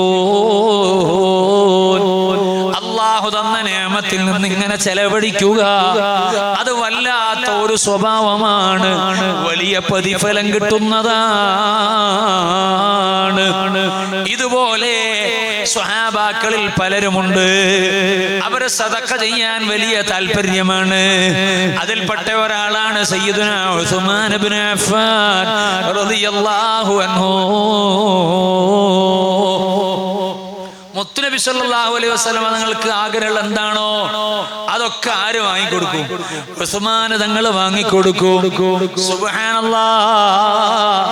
ആ വാങ്ങല് ചില്ലറ വാങ്ങലല്ല, ആഖിറത്തിന് വേണ്ടിയുള്ള വാങ്ങലാണ്. ഒരു ദിവസം അതാ അവിശ്വാസിയായ ഒരാളുടെ അധീനതയിലുള്ള കിണർ ഒരു ജൂതന്റെ കയ്യിലാണ്. മുസ്ലിമീങ്ങൾക്ക് കുടിക്കാനുള്ള വെള്ളമില്ലാത്ത ഒരു സന്ദർഭത്തിൽ ഈ കിണറേ അഭയമുള്ളൂ. ആ അഭയമായുള്ള കിണർ അത് മുസ്ലിമീങ്ങൾക്ക് സ്വാതന്ത്ര്യത്തോടെ ഉപയോഗിക്കാനും പറ്റുന്നതല്ല. അപ്പൊ എന്ത് ചെയ്തു? ഹബീബായ റസൂലുള്ളാഹി സ്വല്ലല്ലാഹു അലൈഹി വസല്ലം തങ്ങൾ ആ കിണറിനെ വിൽക്കുമോ എന്ന് ചോദിച്ചു. അയാള് വിൽക്കാൻ സന്നദ്ധല്ല. അപ്പൊ അയാൾ എന്ത് ചെയ്തു? നാട്ടിലില്ലാത്ത വിലാണ്ട് നാട്ടിൽ ഒരു നിലക്കും വാങ്ങാൻ കഴിയാത്തൊരു വില അദ്ദേഹം പറഞ്ഞു. അങ്ങനെ പറഞ്ഞ് അയാൾ അത് കൊടുക്കാന്നുള്ള ഉദ്ദേശം ഇല്ലാത്തത് കൊണ്ട് തന്നെ അയാൾ അങ്ങനെ ഒരു വില പറഞ്ഞ ഒഴിവായി. ഈ കിണർ ആരാണ് വാങ്ങുക എന്നതാണ് ഹബീബായ അഷ്റഫുൽ ഖൽഖ് റസൂലുള്ളാഹി സ്വല്ലല്ലാഹു അലൈഹി വസല്ലം തങ്ങളുടെ ആഗ്രഹം, ചിന്ത. അപ്പോഴാണ് സയ്യിദുനാ ഉസ്മാൻ ഇബ്നു അഫ്ഫാൻ റളിയല്ലാഹു അൻഹു അറിയുന്നത്. അങ്ങനെ അറിഞ്ഞപ്പോ ഈ ജൂതനോട് ചോദിച്ചു, ഈ കിണർ നിങ്ങൾ വിൽക്കുന്നുണ്ടോ? അദ്ദേഹം വിൽക്കുന്നില്ല, നിങ്ങൾ വിറ്റോളി. അങ്ങനെ സംസാരിച്ചപ്പോൾ അയാൾ ഒരിക്കലും വിൽക്കാതിരിക്കാൻ വേണ്ടി നേരത്തെ സൂചിപ്പിച്ചതുപോലെ സാധ്യമാകുന്നതിന്റെ അപ്പുറത്തുള്ള ഒരു വില അങ്ങ് പറഞ്ഞു. ആ സമയത്ത് സയ്യിദുനാ ഉസ്മാൻ ഇബ്നു അഫ്ഫാൻ റളിയല്ലാഹു അൻഹു ചെയ്ത പണി എന്താണെന്നറിയോ? സാധാരണഗതിയിൽ എത്രയോ വലിയ വിലയാണ്, പക്ഷേ ഹബീബായ അഷ്റഫുൽ ഖൽഖ് റസൂലുള്ളാഹി സ്വല്ലല്ലാഹു അലൈഹി വസല്ലം തങ്ങൾക്കത് വാങ്ങണമെന്ന് ആഗ്രഹമുണ്ടല്ലോ. മുത്തുനബിയുടെ ആഗ്രഹമല്ലേ എന്റെ ആഗ്രഹം, അവിടുത്തെ താല്പര്യമല്ലേ എന്റെ താല്പര്യം. അതുകൊണ്ട് പറഞ്ഞ വില കൊടുത്തിട്ട് ഉസ്മാൻ ഇബ്നു അഫ്ഫാൻ തങ്ങള് ആ കിണറങ്ങ് വാങ്ങിക്കൊടുത്തു. ആ കിണർ ഇന്നും കാണാം, ഉസ്മാൻ റളിയല്ലാഹു അൻഹുവിന്റെ പേരിലുള്ള കിണറാണ്. ഇതാണ് സ്വഹാബാക്കളുടെ സദഖയുടെ രൂപം. പറഞ്ഞാൽ എത്രയോ സംഭവങ്ങൾ പറയേണ്ടി വരും. അതുകൊണ്ട് ഞാൻ കൂടുതൽ അതിൽ ഇടപെട്ട് സംഭവങ്ങൾ പറയുന്നില്ല. എന്റെ പ്രിയപ്പെട്ട മുഅ്മിനീങ്ങളെ, അപ്പൊ സമ്പത്തിൽ നിന്ന് കൊടുക്കുക അത് വലിയ സദഖയാണ്, വലിയ സദഖയാണ്. വമിമ്മാ റസഖ്നാഹും യുൻഫിഖൂൻ. നിങ്ങൾ എന്ത് ചെയ്യണം? അല്ലാഹു തന്നതിൽ നിന്ന് നിങ്ങൾ കൊടുക്കണമല്ലോ. ഇനി നിങ്ങൾ നോക്കൂ, സദഖ എന്ന് പറയുന്നത് ഈ സമ്പത്ത് കൊടുക്കൽ മാത്രമല്ല എന്ന് ഞാൻ പറഞ്ഞില്ലേ. അല്ലാഹു തന്നതിൽ നിന്ന് എന്ത് കൊടുത്താലും അത് സദഖയാണ്. കണ്ടോ, ജാബിർ റളിയല്ലാഹു അൻഹു, വൻ ജാബിർ റളിയല്ലാഹു അൻഹു മഹാനവറുകൾ ഉദ്ധരിക്കുന്ന ഹദീസാണ്. ഖാല റസൂലുള്ളാഹി സ്വല്ലല്ലാഹു അലൈഹി വസല്ലം, റസൂലുള്ളാഹി സ്വല്ലല്ലാഹു അലൈഹി വസല്ലം തങ്ങൾ പറഞ്ഞു, കുല്ലു മഅറൂഫിൻ സദഖ. എല്ലാ നല്ല കാര്യങ്ങളും അത് സദഖയാണ്. എല്ലാ നല്ല കാര്യങ്ങളും അത് സദഖയാണ്. നല്ല കാര്യങ്ങൾ ചെയ്യണമെങ്കിൽ ഒന്നുകിൽ ആരോഗ്യം ഉപയോഗിക്കണം, അല്ലെങ്കിൽ അള്ളാഹു തന്ന ചില കഴിവുകളെ ഉപയോഗിക്കണം. ഞാനിപ്പോ ഒരു കാര്യം ചെയ്യുന്നുണ്ട്, അള്ളാഹ് എനിക്ക് നാക്കിന് പറയാനുള്ള ശേഷി തന്നിട്ടുണ്ട്, പറയാനുള്ള ചെറിയ ഇൽമ്, കൂടുതലൊന്നുമില്ല, ഒരു ചെറിയ മുതഅല്ലിമിനുള്ള ഇൽമ്, ആ ഇൽമു ഉസ്താദുമാരുടെ ബറക്കത്ത് കൊണ്ടുണ്ട്. അപ്പൊ അത് ഞാൻ എന്റെ നാക്കിനെ ഉപയോഗിച്ച് ഇങ്ങനെ പറയുക, ആ പറയുന്നത് സദഖയാണ്.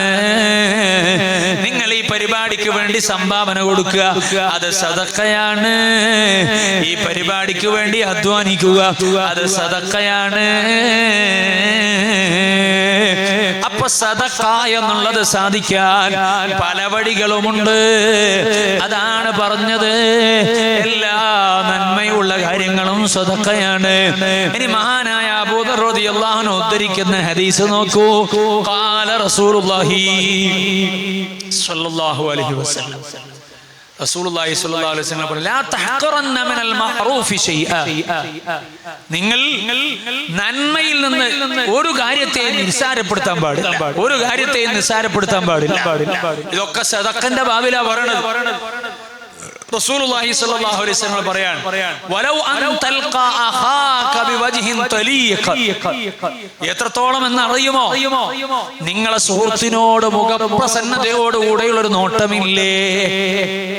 നിങ്ങളെ സുഹൃത്തിനെ കാണുമ്പോ, പരിചയക്കാരെ കാണുമ്പോ, ബന്ധുക്കളെ കാണുമ്പോ, അയൽക്കാരെ കാണുമ്പോ, ഇങ്ങനെ നമ്മളുമായി ബന്ധപ്പെട്ട ആളുകളെ കണ്ടുമുട്ടുന്ന സമയത്ത് ഒരു പുഞ്ചിരി, ഒരു മുഖപ്രസന്നതയോടുകൂടെ അയാളെ ഒന്ന് സമീപിക്കുക. ആ സമീപനമില്ലേ, നമ്മൾ വിചാരിക്കുക ചെറിയ കാര്യല്ലേ. ആ ചെറിയ കാര്യത്തിന് ഉദാഹരണമായി ഹബീബായ റസൂലുള്ളാഹി സ്വല്ലല്ലാഹു അലൈഹി വസല്ലം തങ്ങൾ പറയാണ്, അങ്ങനെയുള്ള നിസ്സാരമാണെന്ന് തോന്നുന്ന കാര്യത്തെ പോലും, നന്മയെ പോലും നിങ്ങൾ നിസ്സാരവൽക്കരിക്കാൻ പാടില്ല. അതിനും വലിയ ദറജ, അതും വലിയ സദഖയാണ്. അതിനും വലിയ ദറജ ഹബീബായ റസൂലുള്ളാഹി സ്വല്ലല്ലാഹു അലൈഹി വസല്ലം തങ്ങൾ അതുകൊണ്ട് ലഭിക്കുമെന്ന് പറയുകയാണ്. ഇനി ഒരു ഹദീസ് കൂടെ പറയാം. മഹാനായ അബീ മൂസ അശ്അരി റളിയല്ലാഹു അൻഹു പറയാണ്, ഖാല റസൂലുള്ളാഹി സ്വല്ലല്ലാഹു അലൈഹി വസല്ലം തങ്ങൾ പറയാണ്, അലാ കുല്ലി മുസ്ലിമിൻ സദഖ, എല്ലാ മുസ്ലിമിന്റെ മേലും സദഖ കൊടുക്കൽ വാജിബാണ്. എല്ലാ മുസ്ലിമിന്റെ മേലും സദഖ കൊടുക്കൽ വാജിബാണ്. കഴിവുള്ളവരൊക്കെ സദഖ കൊടുക്കണം, അത് നിർബന്ധമാണ് എന്നാണ്. അദ്ദേഹത്തിന്റെ മേൽ നിർബന്ധമാണ്. ഏതർത്ഥത്തിൽ? അല്ലാഹു ചെയ്തു തന്ന നിഅമത്തിനോടുള്ള ശുക്ർ എന്ന അർത്ഥത്തിൽ വാജിബ് പോലെ, ആ അർത്ഥത്തിൽ വാജിബാണ് എന്ന് വേണമെങ്കിൽ പറയാം. ആ നിലയ്ക്ക് എല്ലാ മുസ്ലിമിന്റെയും സദഖ അനിവാര്യമാണ് എന്ന് ഹബീബായ റസൂലുള്ളാഹി സ്വല്ലല്ലാഹു അലൈഹി വസല്ലം തങ്ങൾ പറഞ്ഞപ്പോ ഖാലു, കേട്ടു നിൽക്കുന്ന സ്വഹാബാക്കൾ ചോദിച്ചു, ഫൈലം യജിദ്, ഓ നബിയേ, അങ്ങനെ സംഭാവന കൊടുക്കാനൊന്നും ഇല്ലെങ്കിലോ, എത്തിച്ചിട്ടില്ലെങ്കിലോ? സ്വഹാബാക്കൾക്ക് സുബ്ഹാനല്ലാഹ് ഒരു അവസരത്തില് സഹാബാക്കളൊന്ന് ഓരോ ജീവിതം നോക്കണം. നിങ്ങൾ എന്തൊരു വല്ലാത്ത ഒരു ആഗ്രഹമാണ്, ഖൈറാത്തിനോട് എന്തൊരു താല്പര്യമാണ്. അവര് ഒരു ദിവസം സ്വഹാബാക്കൾ എല്ലാരും കൂടെ ഹബീബായ റസൂലുള്ളാഹി സ്വല്ലല്ലാഹു അലൈഹി വസല്ലം തങ്ങളുടെ ഹദറത്തിൽ വന്നിട്ട് പരാതി. എന്താ പരാതി? ഓ നബിയേ, ഞങ്ങളെ കൂട്ടത്തിൽ ഒരുപാട് സമ്പന്നന്മാരുണ്ട്. ആ സമ്പന്നന്മാരായ ആളുകൾ ഇങ്ങനെ എത്രയാണ് സദഖ കൊടുക്കുന്നത്? ഞങ്ങൾ ദ്വാഫാക്കളാണ്, ഞങ്ങൾ സാധുക്കളാണ്, ഞങ്ങളെ കയ്യിലൊന്നും കൊടുക്കാനില്ലല്ലോ നബിയെ. അപ്പൊ നമുക്ക് അതിന്റെ ഒരു ദറജ, സവാബ് കിട്ടൂലല്ലോ. ഓലെ ബേജാർ അതാണ്. ഓലൊക്കെ ഇങ്ങനെ സദഖ കൊടുത്തിട്ട് അള്ളാഹുവിന്റെ അടുക്കൽ പ്രതിഫലം ഇങ്ങനെ വാങ്ങുകയാണ്. ഞങ്ങൾക്ക് അതിന്റെ ഒരു പ്രതിഫലം കിട്ടാൻ വകുപ്പില്ലല്ലോ എന്ന നിലക്ക് ഹബീബായ അഷ്റഫുൽ ഖൽഖ് റസൂലുള്ളാഹി സ്വല്ലല്ലാഹു അലൈഹി വസല്ലം തങ്ങളോട് പറഞ്ഞപ്പോ അവരുടെ സങ്കടം, പൈസ ഇല്ല, കൊടുക്കാനൊന്നുമില്ല. അപ്പൊ എന്താ ചെയ്യാ? അപ്പൊ റസൂലുള്ളാഹി സ്വല്ലല്ലാഹു അലൈഹി വസല്ലം തങ്ങൾ പറഞ്ഞു, നിങ്ങളൊരു കാര്യം ചെയ്തോ, എല്ലാ നിസ്കാരത്തിനു ശേഷവും ഒരു 33 വട്ടം സുബ്ഹാനല്ലാഹ്, 33 വട്ടം അൽഹംദുലില്ലാഹ്, 33 വട്ടം അല്ലാഹു അക്ബർ എന്ന് പറഞ്ഞോളൂ എന്ന് ഹബീബായ റസൂലുള്ളാഹി സ്വല്ലല്ലാഹു അലൈഹി വസല്ലം തങ്ങൾ പറഞ്ഞു. അവർക്ക് കിട്ടുന്ന ഒരു ദറജ നിങ്ങൾക്കും കിട്ടാനുള്ള ഒരു വഴി ഹബീബായ റസൂലുള്ളാഹി സ്വല്ലല്ലാഹു അലൈഹി വസല്ലം തങ്ങൾ പറഞ്ഞു കൊടുത്തതാണ്. അപ്പൊ ഇവരെല്ലാരും കൂടെ എല്ലാ നിസ്കാരത്തിനു ശേഷവും ഇങ്ങനെ തസ്ബീഹും തക്ബീറും ഹംദൊക്കെ ഇങ്ങനെ ചെല്ലാൻ തുടങ്ങി. ഞാൻ പറഞ്ഞില്ലേ സ്വഹാബാക്കളുടെ സ്വഭാവം എന്താണ്? എന്ത് ഖൈറായ കാര്യം ഉണ്ടെങ്കിലും അത് പരമാവധി ചെയ്യണം എന്നുള്ള ചിന്തയാണ്. അപ്പൊ ഇതിങ്ങനെ ചെല്ലുന്ന ഒരു പതിവ് ഇങ്ങനെ കണ്ടപ്പോ മറ്റുള്ള സ്വഹാബാക്കള്, സമ്പന്നന്മാരായ സ്വഹാബാക്കളൊക്കെ ചോദിച്ചു, അല്ല നിങ്ങൾ എന്താ ചെയ്യുന്നത്? അപ്പൊ ഇങ്ങനെ നിസ്കാരത്തിന് ശേഷമുള്ള ദിക്റാണ്, തസ്ബീഹാണ്, ഹംദാണ്, തക്ബീറാണ്, ഇത് മുത്തുനബി സ്വല്ലല്ലാഹു അലൈഹി വസല്ലം തങ്ങൾ പറഞ്ഞു തന്നതാണ്. അപ്പോ ആ സ്വഹാബാക്കളും കൂടെ ചെല്ലാൻ തുടങ്ങി. ഇന്ന് നമുക്കും ചെല്ലണം. അവർക്ക് ഖൈറാത്തിനോടുള്ള മത്സരമാണ്. അതേപോലെ തന്നെ ഖൈറാത്തുകൾ പരമാവധി ചെയ്യാനുള്ള താല്പര്യമാണ്. അവരും ചെല്ലാൻ തുടങ്ങി. അപ്പൊ സ്വഹാബാക്കൾ വീണ്ടും വന്നു മുത്തുനബി സല്ലല്ലാഹു അലൈഹി വസല്ലം അടുക്കലേക്ക്, നബിയെ, അങ്ങ് പറഞ്ഞു തന്ന കാര്യങ്ങൾ ഓലും കൂടെ ചെല്ലാൻ തുടങ്ങിയല്ലോ, അപ്പൊ പിന്നെ ഞങ്ങൾക്കുള്ള ഇതുകൊണ്ടുള്ള ഫളല് അതില്ലല്ലോ. അപ്പൊ റസൂലുള്ളാഹി സ്വല്ലല്ലാഹു അലൈഹി വസല്ലം തങ്ങൾ പറഞ്ഞു, ദാലിക ഫളലുല്ലാഹി യുഅ്തിഹി മൻ യശാ. ചില കാര്യങ്ങളിൽ ചില ആളുകൾക്ക് ഫളലുണ്ടാകും. അതിൽ സങ്കടപ്പെടേണ്ട കാര്യമില്ല, അതിൽ വിഷമിക്കേണ്ട കാര്യമില്ല. ആ നിലക്ക് അവരെ ആശ്വസിപ്പിച്ച് ഹബീബായ റസൂലുള്ളാഹി സ്വല്ലല്ലാഹു അലൈഹി വസല്ലം തങ്ങൾ പറഞ്ഞു, സ്വഹാബാക്കളൊക്കെ ദരിദ്രരല്ലേ കൂടുതൽ ആളുകളും. റസൂലുള്ളാഹി സ്വല്ലല്ലാഹു അലൈഹി വസല്ലം തങ്ങൾ സദഖ ചെയ്യൽ നിങ്ങളുടെ മേൽ ബാധ്യതയാണ് എന്ന് പറഞ്ഞപ്പോ ഖാലു, അവർ ചോദിച്ചു, ഫൈലം യജിദ്, കൊടുക്കാനൊന്നും ഇല്ലെങ്കിൽ എന്താ ചെയ്യാ നബിയേ? ഖാല, ആ സമയത്ത് റസൂലുള്ളാഹി സ്വല്ലല്ലാഹു അലൈഹി വസല്ലം തങ്ങൾ പറഞ്ഞു, ഫൽയഅമൽ ബിയദൈഹി ഫയൻഫഅ നഫ്സഹു വയതസദ്ദഖ. നല്ലോണം പണിയെടുത്തോ, നല്ലോണം പണിയെടുത്തോ. അങ്ങനെ പണിയെടുത്താൽ ആ പണിയെടുത്തിട്ട് കിട്ടുന്ന സംഗതി, ആ സംഖ്യ ഉണ്ടല്ലോ, ആ സംഖ്യ നിങ്ങളെ നഫ്സിനും ഉപകാരപ്പെടും. നിങ്ങൾ സദഖയും ചെയ്തോളൂ. അധ്വാനിച്ചോ, വെറുതെ കുത്തിരിക്കല്ല വേണ്ടത്, അധ്വാനിച്ച് പൈസ ഉണ്ടാക്കിക്കോളൂ. അതാണ് മുത്തുനബി സല്ലല്ലാഹു അലൈഹി വസല്ലം തങ്ങൾ പറഞ്ഞത്. അങ്ങനെ അധ്വാനിച്ചാൽ ആ അധ്വാനം കൊണ്ട് കൊണ്ട് നിങ്ങളെ നഫ്സിന് ഉപകാരപ്പെടും, അതേപോലെ നിങ്ങൾക്ക് സദഖ ചെയ്യാനും പറ്റും എന്ന് ഹബീബായ റസൂലുള്ളാഹി സ്വല്ലല്ലാഹു അലൈഹി വസല്ലം പറഞ്ഞു.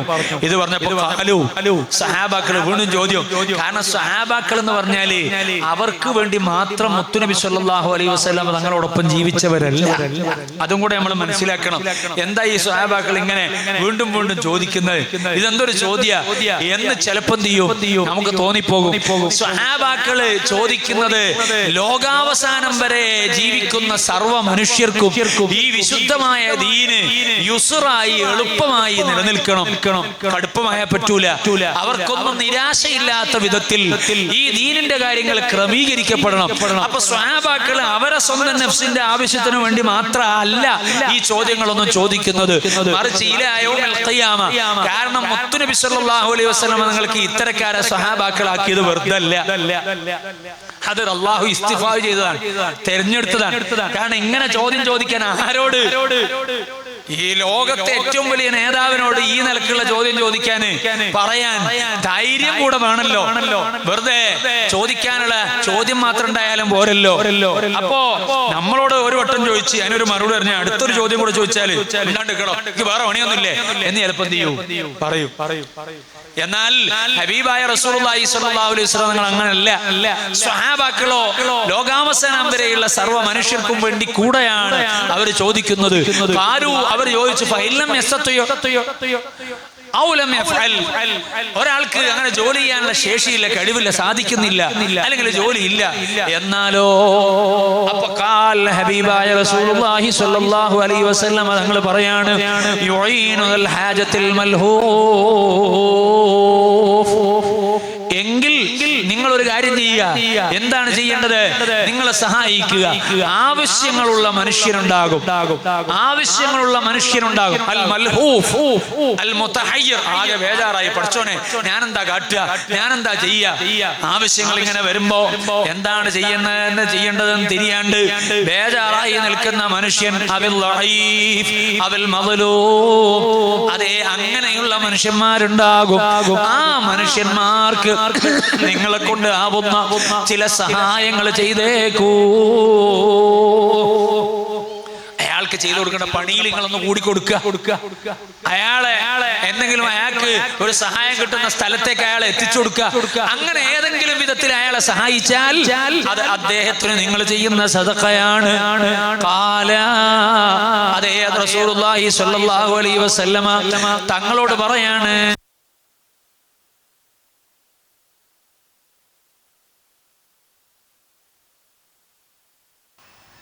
ഈ നിലക്ക് നിങ്ങൾ സഹായിക്കണം എന്ന നിലക്ക് പറഞ്ഞപ്പോ ഖാലു സ്വഹാബാക്കൾ വീണ്ടും ചോദിക്കുന്നു ഫൈലം യഫഅൽഹു. അതും അയാൾ ചെയ്യുന്നില്ല. എന്നാലോ ഒരു മനുഷ്യൻ അതും ചെയ്യുന്നില്ല. അയാൾ ഖൈറായ കാര്യങ്ങളെ കൊണ്ട് കൽപ്പിക്കട്ടെ, നല്ലതിങ്ങനെ പറഞ്ഞോട്ടെ, അതിന് വലിയ മുടക്കൊന്നുമില്ലല്ലോ, ചെലവൊന്നുമില്ലല്ലോ, അത് ചെയ്തോട്ടെ. എന്നാൽ ആ ഒരു പ്രവർത്തനം എന്താകും? സദഖയാകും എന്ന് പറയുകയാണ്. ഖാലൂ. അപ്പൊ സ്വഹാബാക്കള് വീണ്ടും ചോദ്യം ഫൈലം യഫ്അൽ. അങ്ങനെ അയാൾ നന്മ കൊണ്ട് ഉപദേശിക്കും, ഖൈറൊന്നും പറയുന്നില്ല. അങ്ങനെയാണെങ്കിലോ അത്തരക്കാർക്ക് എന്താണ് പിന്നെ ഒരു വകുപ്പുള്ളത്? ഖാല. ആ സമയത്ത് റസൂലുള്ളാഹി സ്വല്ലല്ലാഹു അലൈഹി വസല്ലം തങ്ങൾ പറയാണ് ഫയുംസികു അനിശ്ശരി. ഒരാൾക്കൊരു ബുദ്ധിമുട്ടെങ്കിലും ചെയ്യാണ്ടെന്നാ പറ്റും. ഒരു മനുഷ്യനും ഒരു ബുദ്ധിമുട്ടും ചെയ്യാതിരിക്കട്ടെ അയാൾ. ഫഇന്നഹു സദഖ. ഉപകാരം ചെയ്യൂല അയാൾ, എന്നാ ഉപദ്രവെങ്കിലും ചെയ്യാതിരുന്നാൽ ആ ഉപദ്രവം ചെയ്യാതിരിക്കൽ ഫഇന്നഹു സദഖ. ഹബീബായ റസൂലുള്ളാഹി സ്വല്ലല്ലാഹു അലൈഹി വസല്ലം തങ്ങൾ പറയാണ് അത് എന്താണ്? സദഖയാണ്. അപ്പൊ ആ നിലക്ക് സദഖ ആ വിധത്തിലെങ്കിലും ഒരു ഉപകാരവും ചെയ്യാൻ കഴിയില്ലെങ്കിൽ ഒരു ഉപദ്രവവും ചെയ്യാത്ത വിധത്തിലെങ്കിലും നമ്മളെ സദഖ നിർവഹിക്കൽ നമ്മളെ മേലെ ബാധ്യതയുണ്ട്. അബൂ ഹുറൈറ റളിയല്ലാഹു അൻഹു പറയുന്ന മറ്റൊരു ഹദീസ് കാണാം. അതേ, കുല്ലു സുലാമാ മിനൻ നാസി അലൈഹി സദഖ. ശരീരത്തിലെ എല്ലാ കണുപ്പിനും കണക്കായിട്ട് സദഖ കൊടുക്കണം. നമുക്ക് എത്ര കെണുപ്പുകളുണ്ട് പറഞ്ഞാൽ ഒരുപാട് സമയം ആ കെണുപ്പുകളെ കുറിച്ച് പറയേണ്ടി വരും. ആ കെണുപ്പിന്റെ നിയമത്ത് അത് വലിയ സംഗതിയാണ്, ചെറിയ സംഗതിയല്ല. അത് മനസ്സിലാക്കാൻ ഒറ്റ കാര്യം ആലോചിച്ചാൽ, ഒറ്റ ഉദാഹരണം നിങ്ങൾ ആലോചിച്ചാൽ മതി. ഈ വിരലിൽ എന്തുണ്ട്? 3 ജോയിന്റ് ഇല്ലേ? ഈ ജോയിന്റും ഇല്ല, ഒറ്റ ഒന്നാണ് ഈ എല്ല്. ഒന്ന് സങ്കല്പിച്ചു നോക്കി നിങ്ങൾ. ഈ വിരലുകളൊക്കെ ഒറ്റയല്ലേ, ഇവിടെ 3 ജോയിന്റ് ഇല്ല. നിങ്ങൾ ഒരിറച്ചി കഷ്ണം തിന്നൂല, ഒരു ചോറ് ഉരുളിയാക്കൂല, ഒരു പത്തിൽ മുറിച്ച് വായിൽ വെക്കൂല, ഒരു മീന് പൊരിച്ചതും എന്ത് ചെയ്യൂല, നിങ്ങൾക്ക് തിന്നാനാവൂല. നിങ്ങളൊന്ന് തിന്നാ നമ്മളൊന്ന് കാണട്ടെ. നിങ്ങൾക്ക് ഒരു ഗ്ലാസ് വെള്ളം പിടിക്കാൻ പറ്റുമോ? ഒരു ഗ്ലാസ് വെള്ളം പിടിക്കാൻ കഴിയില്ല. ഒരു ഗ്ലാസ് വെള്ളം പിടിക്കാൻ കഴിയില്ല. ഞാൻ വെള്ളം പിടിക്കുമ്പോ എന്റെ കൈ എങ്ങനെ വളയണം? ഇത് വളയാത്തൊരു കൈയാണെങ്കിൽ ഇങ്ങനെ പിടിക്കാം. അപ്പൊ ഒരു ഗ്ലാസ് വെള്ളം പോലും മനുഷ്യന്മാർക്ക് കുടിക്കാൻ കഴിയില്ല. ഈ വിരലിന്റെ 3 കെണിപ്പ് ഇല്ലെങ്കിൽ, ഒറ്റ ഉദാഹരണം പറഞ്ഞാൽ ഇതിന് ബാക്കി ആലോചിച്ചാൽ മതി. അള്ളാഹു തന്ന നിയമത്തിന്റെ വലിപ്പം തിരിയണമെങ്കിൽ ഇതൊന്നും ഇല്ലാണ്ടായി നോക്കണം. ഇപ്പൊ നമ്മൾ വലിയ ആളുകളായിട്ട് ഞാൻ തരക്കേടില്ല, കുഴപ്പമില്ല, ഞാൻ എല്ലാം കൂടി ഇങ്ങനെ റെഡിയാക്കും എന്നെല്ലാം വിചാരിച്ച് നമ്മൾ ഇങ്ങനെ നടക്കും. ആ നടത്തത്തിനൊന്നും ഒരു പവറും ഇല്ല, ഒരു ശക്തിയും ഇല്ല. നമ്മളെ ജീവിതം തന്നെ ഈ 4 വിരലുകൾ, ആ വിരലുകളുടെ എല്ല് ഒറ്റ എല്ലാണെങ്കിൽ ഈ 3 ജോയിന്റിന് പകരം ഒറ്റ ജോയിന്റും ഇല്ല, ഇവിടെ മാത്രം ജോയിന്റ്. അങ്ങനെയാണെങ്കിൽ നമ്മളെ ജീവിതം തന്നെ ദുസ്സഹമായി പോകും. ഒരു ഗ്ലാസ് വെള്ളം പോലും കിട്ടൂല. അപ്പൊ വേറെ ആള് തരുമല്ലോ എന്ന് വിചാരിക്കും. അയാളെ വിരൽ ഇങ്ങനെ തന്നെയാണെങ്കിൽ ഞാൻ പറഞ്ഞത്. അപ്പൊ അള്ളാഹു മനുഷ്യന്മാരെ സൃഷ്ടിപ്പില് ഈ വിരലുകൾക്കുള്ള കെണിപ്പുകൾ, ആ കെണിപ്പുകൾ തന്നെ എത്ര വലിയ നിയമത്താണ് എന്ന് മനസ്സിലാക്കാൻ ഈ ഒരൊറ്റ കാര്യം ആലോചിച്ചാൽ മതി. നിങ്ങളൊരു സാധനം പറിക്കണമെങ്കിൽ ഇങ്ങനെ പിടിക്കണ്ടേ? ഇങ്ങനെ പിടിക്കണ്ടേ? ഇങ്ങനെ പിടിക്കാണ്ട് പറിക്കാനാവുക? നിങ്ങള് ചോറ് ഒന്നിങ്ങനെ വാരണമെങ്കിൽ എന്താ നമ്മളെ ബാർപ്പാര് ഈ ബാർക്കുന്ന സമയത്ത് ഒരു സാധനം ഉണ്ട്, എന്നാ പറയാ, ഇങ്ങനെ കോരുന്നു, ഇങ്ങനെ കോരാൻ പറ്റും. ഇങ്ങനെ കോരിയാൽ തൊള്ളയിലെത്തും. ഇങ്ങനെ കോരാൽ വായലെത്തോ? എത്തൂലല്ലോ, വിടാൻ കഴിയുമല്ലോ. അപ്പൊ ഈ വിരലുകൾക്ക് അള്ളാഹു ഇങ്ങനെ ഒരു കെണുപ്പ് വെച്ചിട്ടില്ലെങ്കിൽ നമുക്ക് എന്ത് ചെയ്യാം? ഒരു പിടി ചോറ് പോലും കഴിക്കാൻ കഴിയില്ല. അപ്പൊ മനസ്സിലായോ? പടച്ച റബ്ബ് ചെയ്തു തന്ന നിയമത്തിന്റെ ഒരു വലിപ്പം ചെറുതല്ല, അത് വലിയ നിയമത്താണ്. അള്ളാഹു തന്ന നിയമത്ത്. അതുകൊണ്ടാണ് ഹബീബായ റസൂലുള്ളാഹി സ്വല്ലല്ലാഹു അലൈഹി വസല്ലം തങ്ങൾ പറഞ്ഞത്, എല്ലാ കെണുപ്പുകൾക്കും സദഖയുണ്ട്. സദഖ കൊടുത്താൽ അത്രയും മതിയാവൂല, അത്രയും വലിയ നിയമത്താണത്. എന്നിട്ട് റസൂലുള്ളാഹി സ്വല്ലല്ലാഹു അലൈഹി വസല്ലം തങ്ങൾ പറഞ്ഞു, കുല്ല യൗമിൻ തത്ലഉ ഫീഹി ശംസു യഅദ്ലു ബൈനൽ ഇത്നൈനി സദഖ. അല്ലാഹുവിന്റെ ഹബീബായ റസൂലുള്ളാഹി സ്വല്ലല്ലാഹു അലൈഹി വസല്ലം തങ്ങൾ പറയാണ്, അപ്പൊ ഈ നിലക്ക് എല്ലാ കെണുപ്പുകൾക്കും സദഖയുണ്ട്. അപ്പൊ 300-ൽ പരം കെണുപ്പുകളുണ്ട് നമ്മുടെ ശരീരത്തിൽ. 300-ൽ പരം കെണുപ്പുകളുണ്ട്. അതിനൊക്കെ കൂടെ എങ്ങനെയാ സദഖ കൊടുക്കുക എന്ന് ആലോചിക്കണ്ട. ഹബീബായ റസൂലുള്ളാഹി സ്വല്ലല്ലാഹു അലൈഹി വസല്ലം നിങ്ങൾ പറയുകയാ, രണ്ടുപേർക്കിടയിൽ നിങ്ങൾ എന്ത് ചെയ്യുന്നു? നീതിപൂർവം പ്രവർത്തിക്കുന്നു. ഏതെങ്കിലും ഒരു ദിവസത്തിൽ അങ്ങനെ നീതിപൂർവം നിങ്ങൾ പ്രവർത്തിക്കുന്നുവെങ്കിൽ യഥാർത്ഥത്തിൽ അത് നിങ്ങൾ ചെയ്യുന്നൊരു സദഖയാണ്. വയുഈനു റജുല അലാ ദാബതിഹി ഫയഹ്മിലു അലൈഹാ ഔ യർഫഉ അലൈഹാ മതഅഹു സദഖത്തുൻ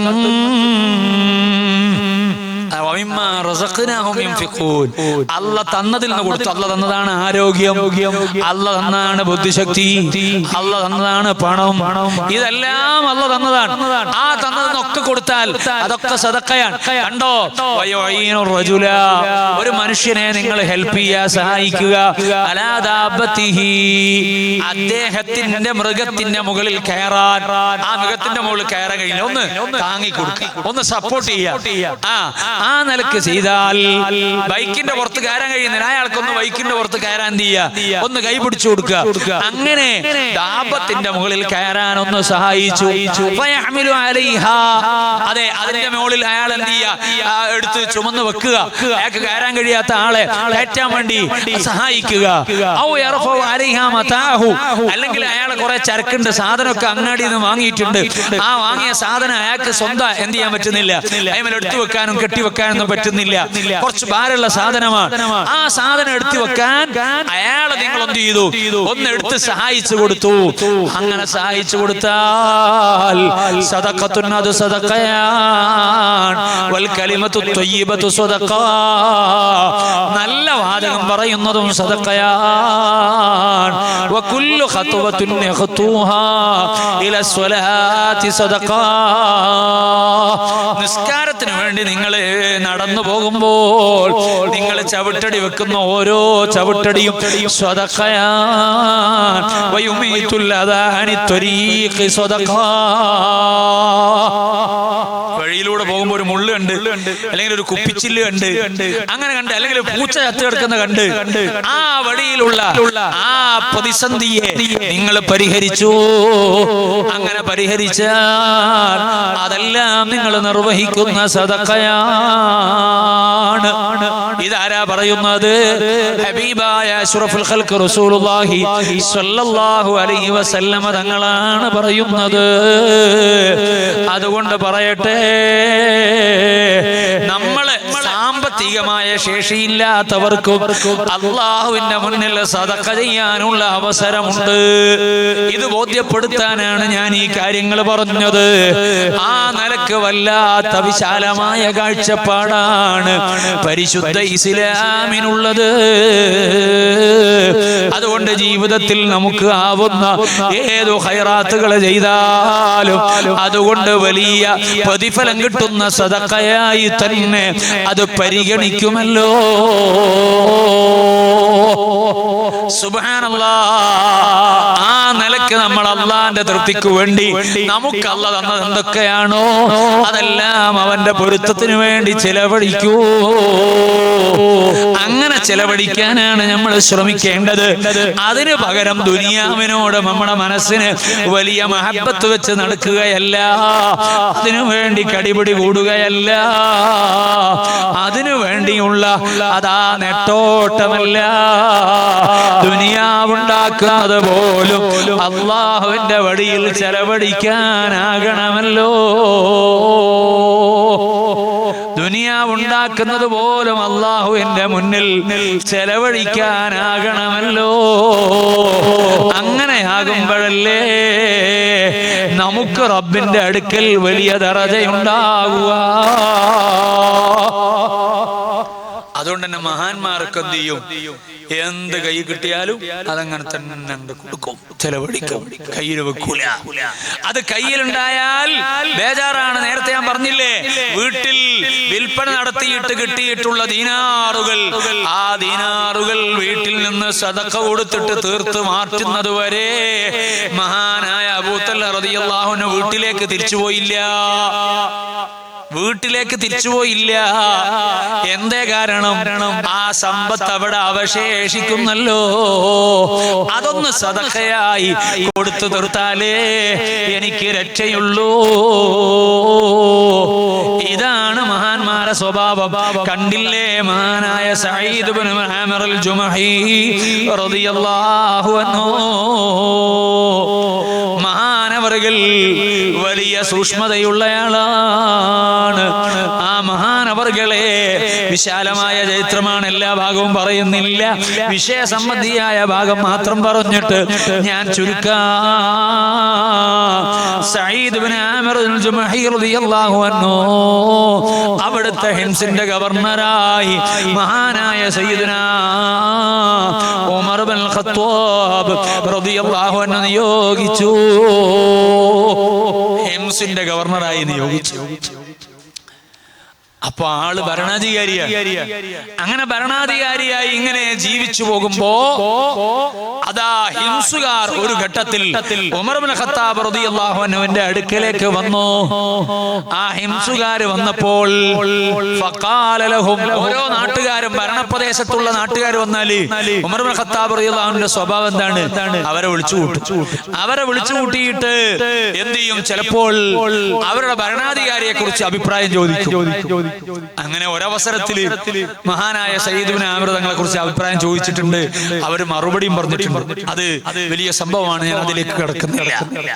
മറ്റൊരവസരത്തിൽ ഹിംസുകാർ വന്നപ്പോ മഹാനായ സയ്യിദുനാ അമീറുൽ മുഅ്മിനീൻ ഉമർ ഇബ്നുൽ ഖത്താബ് റളിയല്ലാഹു അൻഹു എന്ത് ചെയ്തു? ഫഖാല ലഹും, അവരോട് പറഞ്ഞു, ഹിംസുകാരോട് ചിലപ്പോഴെങ്ങനെയാണ് ഉക്തുബൂലി അസ്മാ ഫുഖറാഇകും ഹത്താ അസുദ്ദ ഹാജതഹും. നിങ്ങൾ എന്ത് ചെയ്യണം? നിങ്ങളെ നാട്ടിലുള്ള ഫുഖറാക്കളുടെ പേര് ലിസ്റ്റ് ഒന്ന് എഴുതിത്തണം. ഭരണാധികാരിയല്ലേ, ബൈത്തുൽ മാലിൽ നിന്ന് എന്തെങ്കിലും സഹായങ്ങൾ ചെയ്യണം എന്നുണ്ടെങ്കിൽ അത് ചെയ്യണമല്ലോ. അപ്പൊ എന്ത് ചെയ്തു? നിങ്ങളെ നാട്ടിലുള്ള ഫുഖറാക്കളുടെ ലിസ്റ്റ് ഒന്ന് തരുമോ എന്നാണ് ചോദിക്കുന്നത്. ആ നിലക്ക് ചോദിച്ചപ്പോൾ അതേ അവരതാ എഴുതി കൊടുക്കുകയാണ്. അങ്ങനെ കൊടുത്തപ്പോൾ ആ എഴുത്ത് ആർക്ക് കൊടുത്തു? സയ്യിദുനാ അമീറുൽ മുഅ്മിനീൻ ഉമർ ഇബ്നു ഖത്താബ് റളിയല്ലാഹു അൻഹുവിന് കൊടുത്തു. ഒരു സ്വലാത്തില്ലേ, ചില ആളുകൾക്ക് ഈ സൗണ്ടിന്റെയും ലൈറ്റിന്റെ ഒക്കെ ചെറിയൊരു വ്യതിയാനം കൊണ്ട് ചെറുങ്ങനെ ക്ഷീണം വന്നോന്ന് സംശയമുണ്ട്.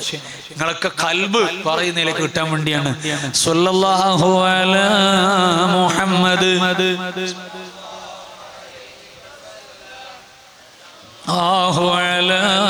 മുഹമ്മദ് സ്വല്ലല്ലാഹു അലൈഹി വസല്ലം.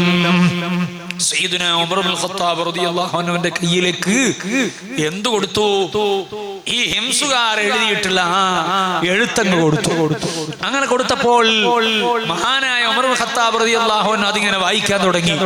ഫൈദൻ ഫീഹി, അങ്ങനെ വായിക്കുമ്പോൾ അതിൽ കാണുകയാണ് ഫുലാനുൻ വ ഫുലാനുൻ, ഇങ്ങനെ ഓരോരുത്തരുടെ പേര്. അങ്ങനെ വായിച്ച് നിങ്ങൾ നല്ലോണം ശ്രദ്ധിക്കണം. അതാ വായിക്കുന്നു സഈദ് ഇബ്നു ആമിർ, സഈദ് ഇബ്നു ആമിർ എന്ന പേര് വായിച്ചു. ഈ പേരങ്ങ് വായിച്ചപ്പോ ഉമർ റളിയല്ലാഹു അൻഹു ഒരു ആശ്ചര്യം. ആ സമയത്ത് ഫഖാൽ വമൻ സഈദ് ഇബ്നു ആമിർ, ആരാണ് ഈ സഈദ് ഇബ്നു ആമിർ ഹിംസുകാരെ എന്ന് ചോദിക്കുകയാണ്. ആ നിലക്ക് ചോദിച്ചപ്പോൾ ഫഖാലു, ആ ഹിംസുകാര് പറഞ്ഞു, അമീറുനാ, ഞങ്ങളെ അമീറായ നേതാവായ ഭരണാധികാരിയായ സഈദ് ഇബ്നു ആമിർ. ഈ മറുപടി ഹിംസുകാരങ്ങ് പറഞ്ഞപ്പോ ഖാൽ അമീറുക്കും ഫഖീർ, നിങ്ങൾ അമീർ ഇത്രയും വലിയ ഫഖീറാണോ, ദരിദ്രനാണോ? ഹിംസിലേക്ക് ഗവർണറായി നിശ്ചയിക്കുന്ന സമയത്ത് മഹാനായ ഉമർ ഇബ്നുൽ ഖത്താബ് റളിയല്ലാഹു അൻഹു സഈദ് ഇബ്നു ആമിർ തങ്ങൾക്ക് ശമ്പളം നിശ്ചയിച്ചു. ശമ്പളം നിശ്ചയിച്ചപ്പോൾ സഈദ് ഇബ്നു ആമിർ തങ്ങൾ പറഞ്ഞു, എനിക്ക് ഇത്ര ശമ്പളം വേണ്ട, എനിക്ക് ഇത്ര സാലറി വേണ്ട. നമുക്ക് ആർക്ക് അങ്ങനെ പറയാൻ കഴിയ? മഹാന്മാരെ ഖൽബ നമ്മൾ നോക്കേണ്ടത്. എനിക്ക് ഇത്ര ശമ്പളം വേണ്ട, എന്റെ ആവശ്യത്തിനേക്കാൾ കൂടുതലാണ് ഈ ശമ്പളം എന്ന് പറഞ്ഞിട്ട് ഉമർ ഇബ്നുൽ ഖത്താബ് തങ്ങളെ കൊണ്ട് ശമ്പളം ഉറപ്പിച്ച ആളാണ് സഈദ് ഇബ്നു ആമിർ അൽ-ജുമഹി റളിയല്ലാഹു അൻഹു. ആ സഈദ് ഇബ്നു ആമിർ തങ്ങളെ കുറിച്ചാണ് ഹിംസുകാര് പറയുന്നത്. അപ്പോഴാണ് ഉമർ തങ്ങൾ ചോദിച്ചത്, അമീർക്കും ഫഖീർ, നിങ്ങൾ അമീർ ഇത്രയും വലിയ ഫഖീറായി പോയോ? ഖാലു, അവരൊന്നായി പറഞ്ഞു, നഅം യാ അമീറുൽ മുഅ്മിനീൻ, ഓ അമീറുൽ മുഅ്മിനീനെ, അതെ ഞങ്ങളെ അമീർ ഫഖീറാ. എന്നിട്ട് അവർ പറഞ്ഞു, വവല്ലാഹി ഇന്നഹു ലതമറു അലൈഹിൽ അയ്യാമു തിവാൽ വലാ യൂഖദു ഫീ ബൈതിഹി നാർ.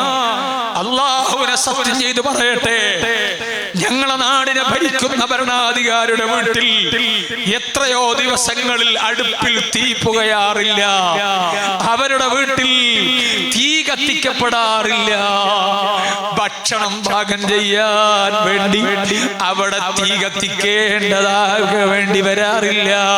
കാരണം പാകം ചെയ്യാനുള്ള ഭക്ഷണം തന്നെ ഞങ്ങളെ അമീറിന്റെ വീട്ടിലില്ല എന്ന് സയ്യിദുനാ ഉമർ ഇബ്നു ഖത്താബ് തങ്ങളോട് ഹിംസുകാരോട് പറഞ്ഞപ്പോ, ഗവർണർ ആയാൽ ഖാളിയായാൽ ജനങ്ങളെ ഹദിയ വാങ്ങാൻ പാടില്ല എന്ന് ഇസ്ലാമിനൊരു രീതിയുണ്ട്, ഇമാമും വാങ്ങാൻ പാടില്ല എന്നുള്ളൊരു നിലപാടുണ്ട്. കാരണം എന്താണ്? അവരുടെ തീരുമാനങ്ങളിൽ ആരോടെങ്കിലും ഒരു ചായ്വ് വന്നു പോകാൻ പാടില്ല, ആരോടെങ്കിലും പ്രത്യേകമായ ഒരു താല്പര്യം വന്നു പോകാൻ പാടില്ല. അതുകൊണ്ട് ഫിഖ്ഹിൽ കാണാം, ഇമാമിങ്ങൾ, ഭരണാധികാരികൾ, ഖാദിമാർ ജനങ്ങളിൽ നിന്ന് സമ്മാനം വാങ്ങാൻ പാടില്ല, ഹദിയ വാങ്ങാൻ പാടില്ല എന്നു കാണാം. അപ്പൊ ഹിംസുകാർക്ക്, മാനവർക്ക് സഹായം ചെയ്യാൻ പറ്റൂലല്ലോ, ചെയ്താൽ തന്നെ വാങ്ങാനും പറ്റൂലല്ലോ. അപ്പോ ആ നിലക്ക് ഭക്ഷണം പാകം ചെയ്യാൻ, ഭക്ഷണമില്ലാതെ ഭക്ഷണം പാകം ചെയ്യാനുള്ള ധാന്യമുണ്ടെങ്കിലല്ലേ അടുപ്പിൽ തീ കത്തിക്കേണ്ടതുള്ളൂ. ഹിംസുകാര് പറഞ്ഞു, ദിവസങ്ങളോളമാ ഞങ്ങൾ അമീറിന്റെ വീട്ടിൽ തീ പുകയാറില്ല. ഈ മറുപടി ഹിംസുകാരങ്ങ് പറഞ്ഞപ്പോ ഉമർ ഇബ്നു ഖത്താബ് റളിയല്ലാഹു അൻഹു കരഞ്ഞുപോയി. ഉമർ ഇബ്നു ഖത്താബ് തങ്ങൾ കരഞ്ഞുപോയി. ആ കരച്ചിൽ എത്രത്തോളം അറിയോ? ഉമർ ഇബ്നു ഖത്താബ് റളിയല്ലാഹു അൻഹു കരഞ്ഞിട്ട് കണ്ണുനീരിങ്ങനെ ഒലിച്ചിറങ്ങിയിട്ട് അവിടുത്തെ താടി രോമം നനഞ്ഞു കുതിർന്നുപോയി. സുബ്ഹാനല്ലാഹ്. ഒരു പ്രദേശത്തിന്റെ ഭരണാധികാരിയുടെ ജീവിതത്തിന്റെ അവസ്ഥയാണ്, അവരുടെ സ്വഭാവമാണ്. ഈ നിലക്ക് ഉള്ള അവസ്ഥ കണ്ടപ്പോൾ ഉമർ ഇബ്നു ഖത്താബ് റളിയല്ലാഹു അൻഹു സഹിച്ചില്ല, മനസ്സിൽ വലിയ വിഷമമായി പോയി. ആ സമയത്ത് അതാ മഹാനവറുകൾ അതാ ഒരു 100 ദീനാർ എടുക്കുന്നു. 100 ദീനാർ. ആ 100 ദീനാർ ഒരു സുറത്തിൽ, ഒരു കിഴിയിലാക്കുകയാ. അങ്ങനെ ആ പണക്കിഴി ആരുടെ കയ്യിൽ കൊടുത്തു? ഹിംസുകാരുടെ കയ്യിൽ കൊടുത്തു. ഹിംസുകാരോട് പറഞ്ഞു, നിങ്ങൾ എന്ത് ചെയ്യണം? എന്റെ സലാം ആ സയ്യിദ് ഇബ്നു ആമിർ തങ്ങളോട് പറയണം. എന്നിട്ടോ നിങ്ങളെല്ലാവരും കൂടെ പറയണം, സയ്യിദ് ഇബ്നു ആമിർ തങ്ങളോട്, ബഅസ ഇലൈക അമീറുൽ മുഅ്മിനീന ബിഹാദൽ മാലി ലിതസ്തഈന ബിഹി അലാ ഖളായി ഹാജതിക. ഒരു കാര്യം, സദഖയെ കുറിച്ച് പറഞ്ഞ മജ്‌ലിസാണ്, നല്ലോണം കൊടുക്കണം എന്ന് പറഞ്ഞ മജ്‌ലിസാണ്. നമ്മളെ ഈ മജ്‌ലിസിന് ചെലവുണ്ട്. നമ്മുടെ ഈ ക്യാൻറ്റീൻ നിർമ്മാണം അതിങ്ങനെ പാതി വഴിയിൽ നിൽക്കുന്നുണ്ട്. ഒരുപാട് ആവശ്യങ്ങളുണ്ട്, ലക്ഷക്കണക്കിന് ഉറുപ്പ്യ ആവശ്യമുണ്ട്. ആ ലക്ഷക്കണക്കിന് ഉറുപ്പ്യൊന്നും ഈ സാഹസിന് കിട്ടൂല എന്ന് അറിയാം. എന്നാലും ഇവിടെ വാതിന് വന്ന ഉമ്മമാരും സഹോദരങ്ങളും ഒരു കവറ് നിങ്ങൾ എല്ലാവരും വാങ്ങുക. എന്നിട്ട് നാളെ വരുമ്പോ അതിലൊരു 1000, 2000, 5000 അല്ലെങ്കിൽ ഒരു 500, എത്ര ഏറ്റവും ചുരുങ്ങി ഒരു 500 ഉറുപ്പ്യെങ്കിലും. അതിനൊന്നും കഴിയാത്ത ആളുകൾ നേരത്തെ പറഞ്ഞവരുള്ളത് എത്രയാണോ അത്രയും കൊടുക്കാം. പക്ഷേ പരമാവധി കൊടുത്താലേ നമ്മളെ കാര്യം നടക്കൂ. ആ നിലക്ക് നടക്കാൻ വേണ്ടി നല്ല നിയ്യത്തിൽ, ഇനിയിപ്പോ നിങ്ങൾക്ക് ഒറ്റയടിക്ക് കഴിയില്ല എങ്കിൽ നിങ്ങൾക്ക് ഒരു കടലാസിന് ഞാനിത് ആ സ്ഥാപനത്തിന് വേണ്ടി ഒരു 5000 ഉറുപ്പ്യ തരും, അല്ലെങ്കിൽ ഇതിന്റെ നിർമ്മാണത്തിന് ഇത്ര സംഖ്യ തരും, അങ്ങനെ എഴുതി അറിയിച്ച് അതിന്റെ ഒരു ചെറിയ ഓഹരി മജ്‌ലിസിന്റെ ബറക്കത്തിന് വേണ്ടി കൊടുത്ത് എഴുതി അറിയിച്ചാലും മതി. ഇൻഷാ അല്ലാഹ് നാളെ ആദരണീയരായ പേരോട് ഉസ്താദ് അവരുടെ മജ്‌ലിസാണല്ലോ, ആ മജ്‌ലിസ് മഗ്‌രിബ് നിസ്കരിച്ച് ഉടനെ തുടങ്ങുന്ന മജ്‌ലിസാണ്. നിങ്ങളൊക്കെ നേരത്തെ വന്ന് നേരത്തെ പിരിയാൻ പറ്റും ഇൻഷാ അല്ലാഹ്. ആ മജ്‌ലിസിൽ നിങ്ങൾക്ക് വേണ്ടിയൊക്കെ നിങ്ങൾ ഈ കൊണ്ടുതരുന്ന കവർ, ആ കവറുള്ള കാര്യങ്ങൾ പറഞ്ഞു ഉസ്താദ് ദുആർക്കും, അതുകൊണ്ട് നല്ലൊരു ദുആവും കിട്ടും. അതേപോലെ തന്നെ ഇന്നത്തെ മജ്‌ലിസിൽ നമ്മൾ സദഖയെ കുറിച്ചാണ് പറഞ്ഞത്. മുഅ്മിനീങ്ങളെ സ്വഭാവം റസഖനാഹും യുൻഫിഖൂൻ, ആ ഇൻഫാഖ് ചെലവഴിക്കുന്ന നല്ലൊരു സ്വഭാവം സ്വഭാവം. അള്ളാന്റെ ദീനിനു വേണ്ടി ഞാൻ കൊടുക്കട്ടെ. മഹാന്മാരായ ആളുകളൊക്കെ ചെലവഴിക്കാൻ വേണ്ടി മത്സരിച്ചപ്പോ ഞാൻ അത്രയൊന്നും മത്സരിക്കാൻ കഴിയില്ലെങ്കിലും എനിക്കാവുന്ന വിധത്തിൽ ഞാൻ പരമാവധി കൊടുക്കട്ടെ എന്ന് മനസ്സിൽ നിയ്യത്താക്കുക. ഇപ്പൊ തന്നെ കൊടുക്കേണ്ടത് എത്രയാണ് എന്നും നിങ്ങൾ നിയ്യത്താക്കുക. ഇപ്പൊ തന്നെ ഈ മജ്‌ലിസിൽ നിന്ന് അങ്ങ് നിയ്യത്താക്കിയാൽ ആ നിയ്യത്താക്കിയതിന്റെ കൂലി എനിക്ക് കിട്ടുമല്ലോ. അത് വിചാരിച്ചിട്ടാ പറയുന്നത്.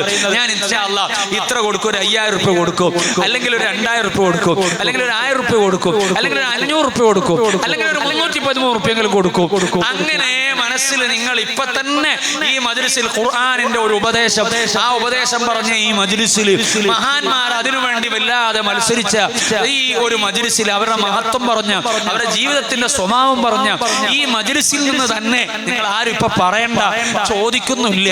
നിങ്ങൾ എല്ലാവരും മനസ്സിൽ നല്ല റാഹത്തിൽ, ഞാൻ ആമുഖത്തെ പറഞ്ഞിട്ടുണ്ട്, ചില ആൾ കൊടുത്തിട്ട് വെറുതെ ആയി പോകുന്ന ആ കൊടുതിയല്ല, നല്ല ഇഖ്ലാസോടെ എനിക്ക് എന്റെ റബ്ബ് തന്നതിൽ നിന്ന് ഞാൻ കൊടുക്കുകയാണ് എന്ന നിയ്യത്തോടെ നല്ലോണം അങ്ങ് കൊടുത്താൽ ആഖിറത്തിൽ വലിയ ദർജ കിട്ടും.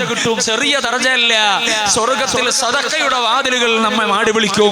നിങ്ങൾ കണ്ടോ മഹാനായ സഈദ് ഇബ്നു ആമിർ റളിയല്ലാഹു അൻഹു, ആ മഹാനവർക്ക് വേണ്ടി 1000 ദിനാർ ഒരു കിടിയിലാക്കിയിട്ട് കൊടുത്തയക്കുകയാ.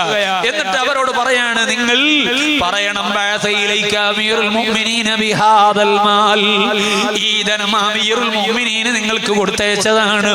തസ്തഈന ബിഹി അലാ ഖളാഇ ഹാജതിക, നിങ്ങൾക്ക് ഒരുപാട് ആവശ്യങ്ങൾ ഉണ്ടാകുമല്ലോ, ആ ആവശ്യങ്ങളൊക്കെ നിർവഹിക്കാൻ വേണ്ടി, അത് സൗകര്യപ്പെടാൻ വേണ്ടി കൊടുത്തയച്ചതാണെന്ന കാര്യം കൂടെ നിങ്ങളൊന്ന് പറയണേ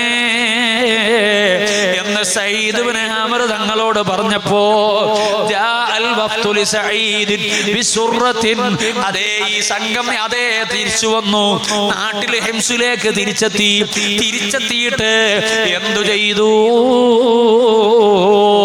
ആ 1000 ദീനാറുള്ള കിഴിയില്ലേ, ആ കിഴിമല്ല എടുത്തുകൊണ്ട് പോവാണ്. സഈദ് ഇബ്നു ആമിർ തങ്ങളെ വീട്ടിലേക്കാണ്. അങ്ങനെ വീട്ടിൽ ഉമ്മറത്ത് കൊണ്ടുപോയി വെച്ചു കൊടുക്കുകയാണ്. അങ്ങനെ വെച്ചു കൊടുത്തപ്പോൾ മഹാനവറുകൾ അവിടെയുണ്ട്. ഫനദറ ഇലൈഹാ, ആ പണക്കിഴിയിലേക്ക് മഹാനായ സഈദ് ഇബ്നു ആമിർ തങ്ങളെ നോക്കുകയാണ്. ഫഹിദൻ ഹിയ ദനാനീർ, നോക്കിയപ്പോൾ അതിൽ കാണുന്നത് ദീനാറുകളാ. ഇതങ്ങ് കണ്ടപ്പോ ഫജഅല യുബഇദുഹാ അൻഹു, ഈ ദീനാർ നിറച്ച പണക്ക് ഇങ്ങ് കണ്ടപ്പോ മഹാനവറുകൾ അതിൽ നിന്ന് ഒരൊറ്റ പിന്നോട്ടടിയാണ്, ബേക്കോട്ടങ്ങ് പോവാണ്, ഒരു ബേജാറ് പോലെ. എന്നിട്ട് മഹാനവറുകൾ അവിടെ വെപ്രാളത്തോടെ പറയാണ്, ഇന്നാ ലില്ലാഹി വ ഇന്നാ ഇലൈഹി റാജിഊൻ. മുസീബത്ത് വന്നാൽ പറയുന്ന വാചകം, ആ വാചകമാണിത്. അപ്പോ ആ വാചകം മഹാനവറുകൾ അങ്ങ് ചെല്ലി.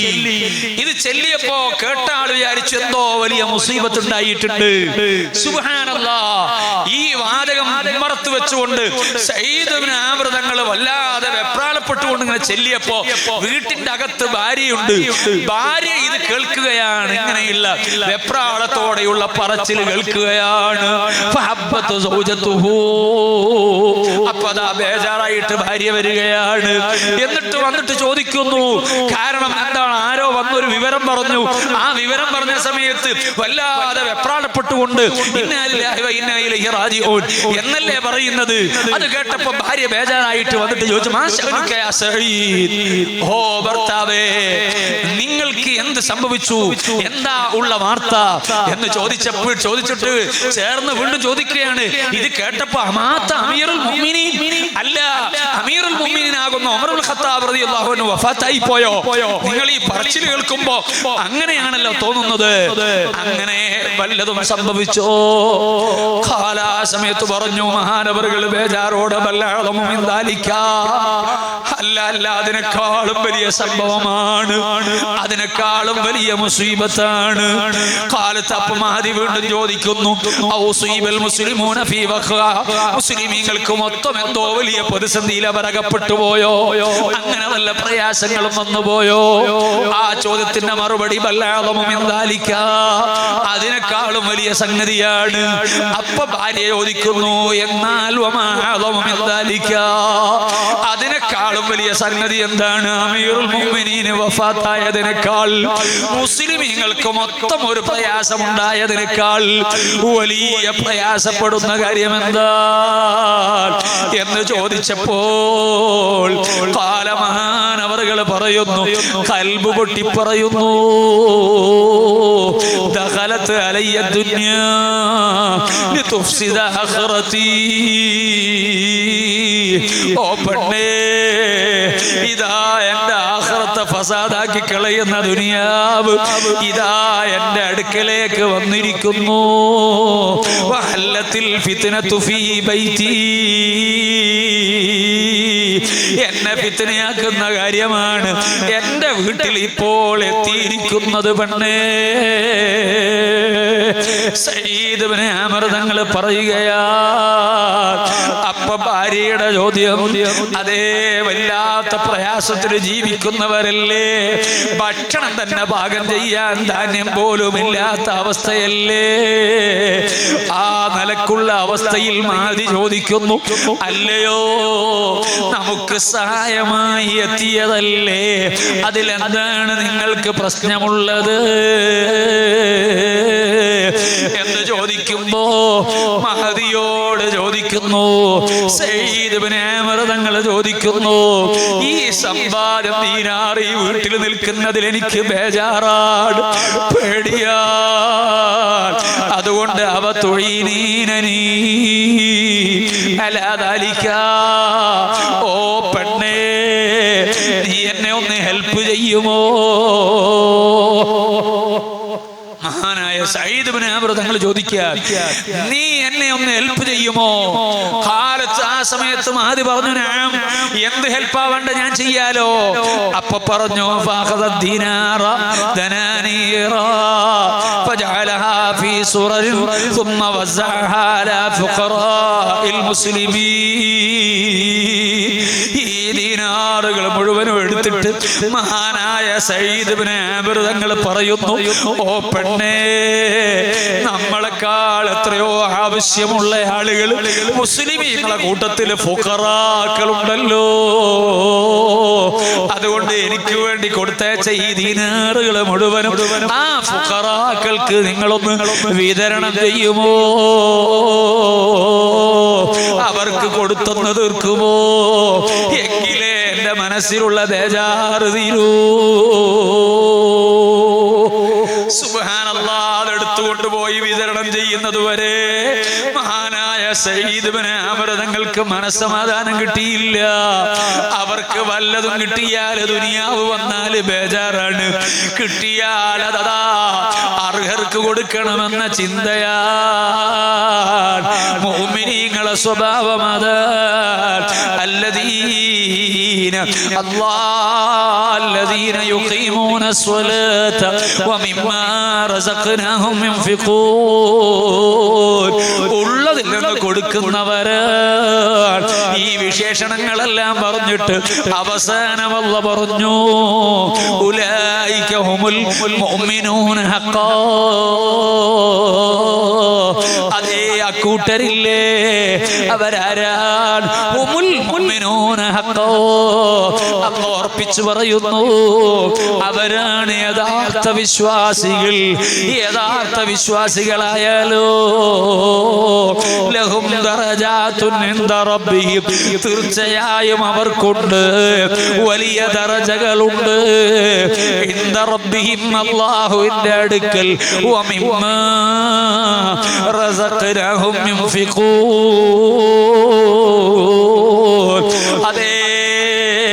അതേ ഹും ദറജാതുൻ ഇൻദ റബ്ബിഹിം വറിസ്ഖുൻ കരീം. ഉലൈക ഹുമുൽ മുഅ്മിനൂന ഹഖാ ഹും ദറജാതുൻ ഇൻദ റബ്ബിഹിം വമഗ്ഫിറത്തുൻ വറിസ്ഖുൻ കരീം. അവർക്ക് ദറജയുണ്ട്, റബ്ബിന്റെ സബിതത്തിൽ മഗ്ഫിറത്തുണ്ട്, വറിസ്ഖുൻ കരീം, വലിയ ആദരവുള്ള ഭക്ഷണവുമുണ്ട്. ഈ നില നിലയ്ക്ക് ജീവിച്ച മുഅ്മിനീങ്ങൾക്ക് ഉണ്ടെന്ന് റബ്ബ് തആല പഠിപ്പിച്ചല്ലോ. ഈ സൂക്തം വിശദീകരിക്കാൻ ഇവിടെ സമയമില്ല. റബ്ബിന്റെ അടുക്കലുള്ള ദറജ, ആ ദറജയെ കുറിച്ച് പറയുമ്പോ സ്വർഗത്തെ കുറിച്ച് പറയണം, ആ സ്വർഗത്തിലെ റിസ്ക് ഭക്ഷണത്തെ കുറിച്ച് പറയണം, ആ സ്വർഗത്തിന്റെ അത്ഭുതങ്ങളെ കുറിച്ച് പറയണം. പലതും അവിടെ പറയാനുണ്ട്. പക്ഷേ സമയത്തിന് പരിമിതിയുള്ളത് കൊണ്ട് ഞാൻ അതിലേക്ക് പോകുന്നില്ല. അല്ലാഹു തൗഫീഖ് ചെയ്താൽ നമുക്ക് മറ്റൊരു അവസരത്തിൽ പറയാമല്ലോ. അല്ലാഹു നമുക്കതിന് തൗഫീഖ് നൽകി അനുഗ്രഹിക്കുമാറാവട്ടെ. ഹബീബായ റസൂലുള്ളാഹി സ്വല്ലല്ലാഹു അലൈഹി വസല്ലം തങ്ങൾ പറഞ്ഞ ഒറ്റ ഹദീസ് മാത്രം പറയട്ടെ. അല്ലാഹുവിന്റെ അടുക്കൽ വലിയ ദറജയുണ്ടെന്ന് പറഞ്ഞില്ലേ, മഗ്ഫിറത്തുണ്ടെന്ന് പറഞ്ഞില്ലേ, റിസ്ഖ് ഉണ്ടെന്ന് പറഞ്ഞില്ലേ. അബൂ ഹുറൈറ റളിയല്ലാഹു അൻഹു ഉദ്ധരിക്കുകയാണ്, ഖാല റസൂലുള്ളാഹി സ്വല്ലല്ലാഹു അലൈഹി വസല്ലം ഖാല അല്ലാഹു തആല, അല്ലാഹു തആല തന്നെ നേരിട്ട് പറയുകയാണ്, അഅ്തുൽ ഇബാദിയ സ്വാലിഹീൻ, സ്വാലിഹീങ്ങളായ എൻ്റെ അടിമകൾക്ക് വേണ്ടി ഞാൻ ഒരുക്കിയിട്ടുണ്ടല്ലോ. ഒരുക്കിയ കാര്യങ്ങൾ എന്താണെന്നറിയോ? മാലായിനും റാത്ത്, അതെ, ഒരു കണ്ണും കാണാത്ത കാഴ്ചയാ. വലാ ഉദുനും സമയത്ത്, ഒരു ചെവിടും ഒരു കേൾവിയും ഒരു കർണപടവും കേൾക്കാത്ത കാര്യങ്ങളാ. വലാ ഖതറ അലാ ഖൽബിൻ ബശരി, ഒരു മനുഷ്യന്റെ മനസ്സിൽ ആലോചിച്ച് കണ്ടെത്താൻ പോലും കഴിയാത്ത അത്രയും വലിയ വല്ലാത്ത അത്ഭുതങ്ങളാണ് എന്നല്ലാഹു പറഞ്ഞിട്ട് പറയുന്നു, വഖറഊ ഇൻ ശിഅ്തും, നിങ്ങൾ അതേ ഓതിക്കോളൂ.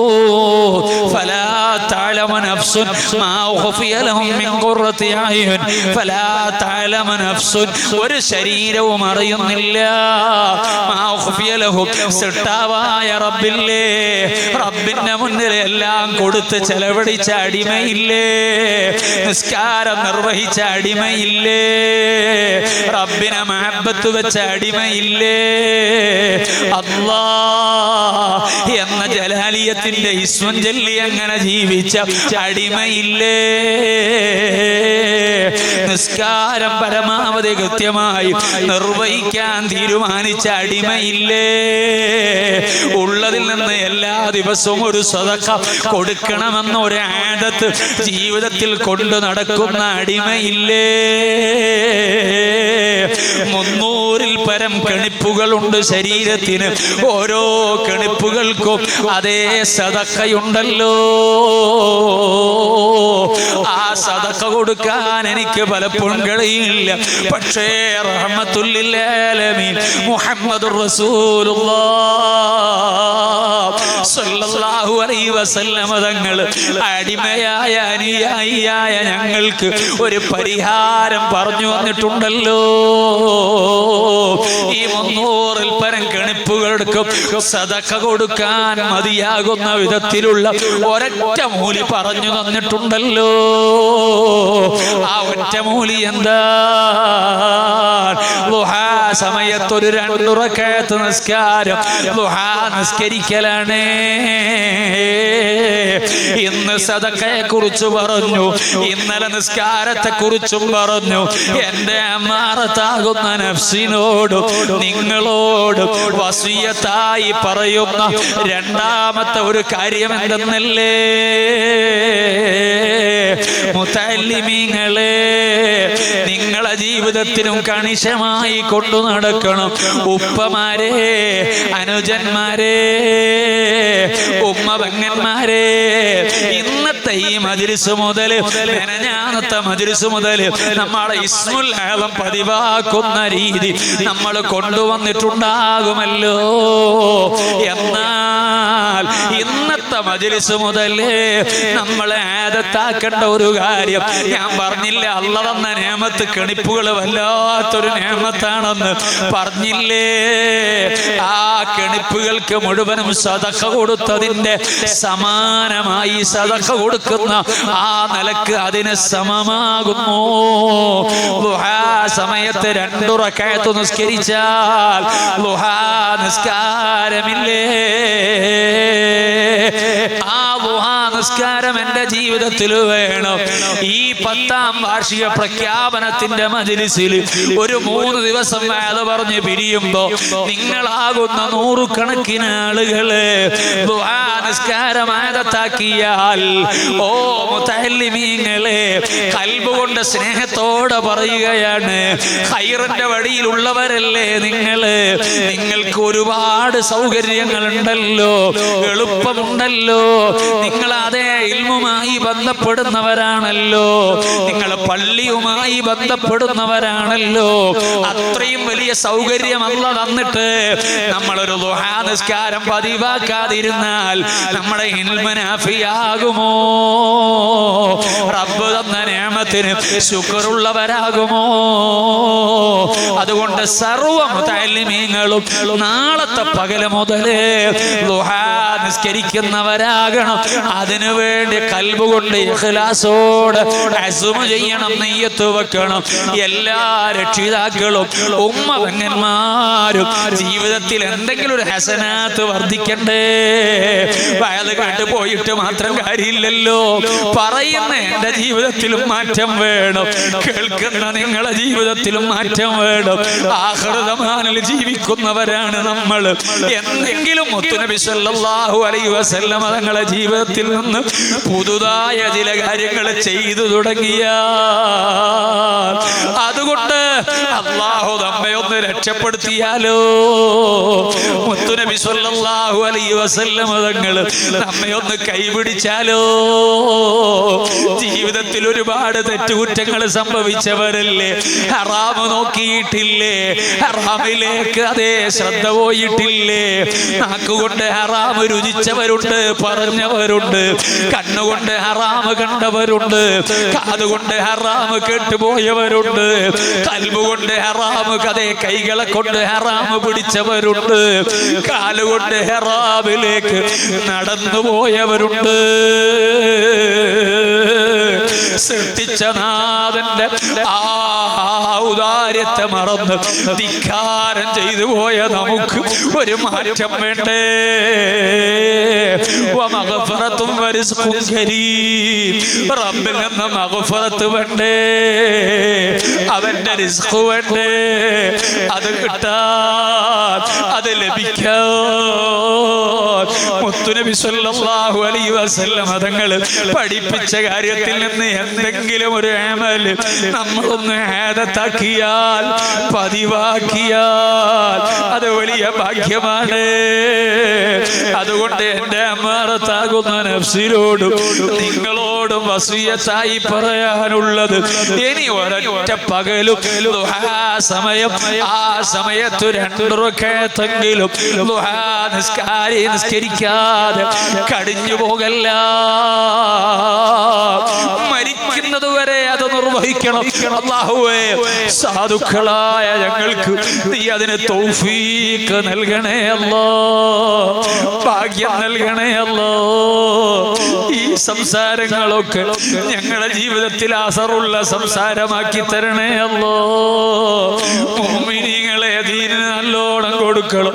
സയ്യിദ് ഇബ്നു അമർ തങ്ങളുടെ ജീവിതത്തിൽ വലിയ പ്രയാസം അനുഭവിക്കുമ്പോഴും 1000 ദീനാർ കയ്യിൽ കിട്ടിയിട്ടും അത് വീട്ടിൽ വെക്കാൻ മഹാനവറുകൾക്ക് സമ്മതിച്ചില്ല.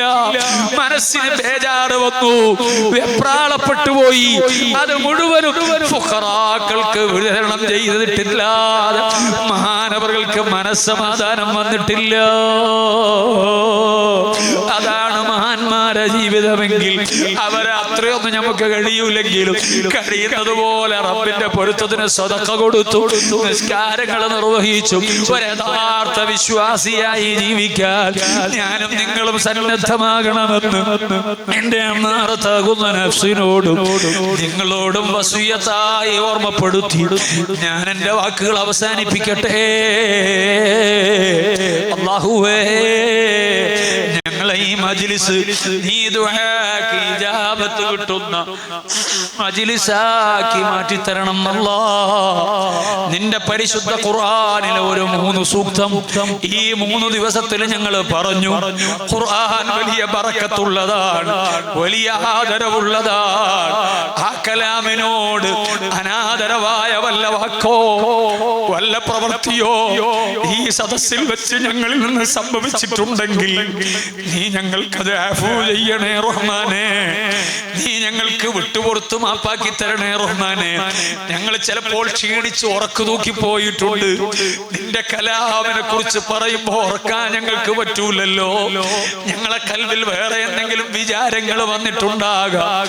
അല്ലാഹ്, ഈ ഖുർആനിനോടും ഖുർആനോദി പറഞ്ഞ മജ്ലിസിനോടും നിരക്കാത്ത വല്ല അദബുകേടും സംഭവിച്ചെങ്കിൽ ഔദാര്യവാനാകുന്ന റബ്ബാകുന്ന നീ ഞങ്ങൾക്ക് അഫൂ ചെയ്തു തരണേ റഹ്മാനെ. വിട്ടുവീഴ്ച ചെയ്തു തരണേ റഹ്മാനെ.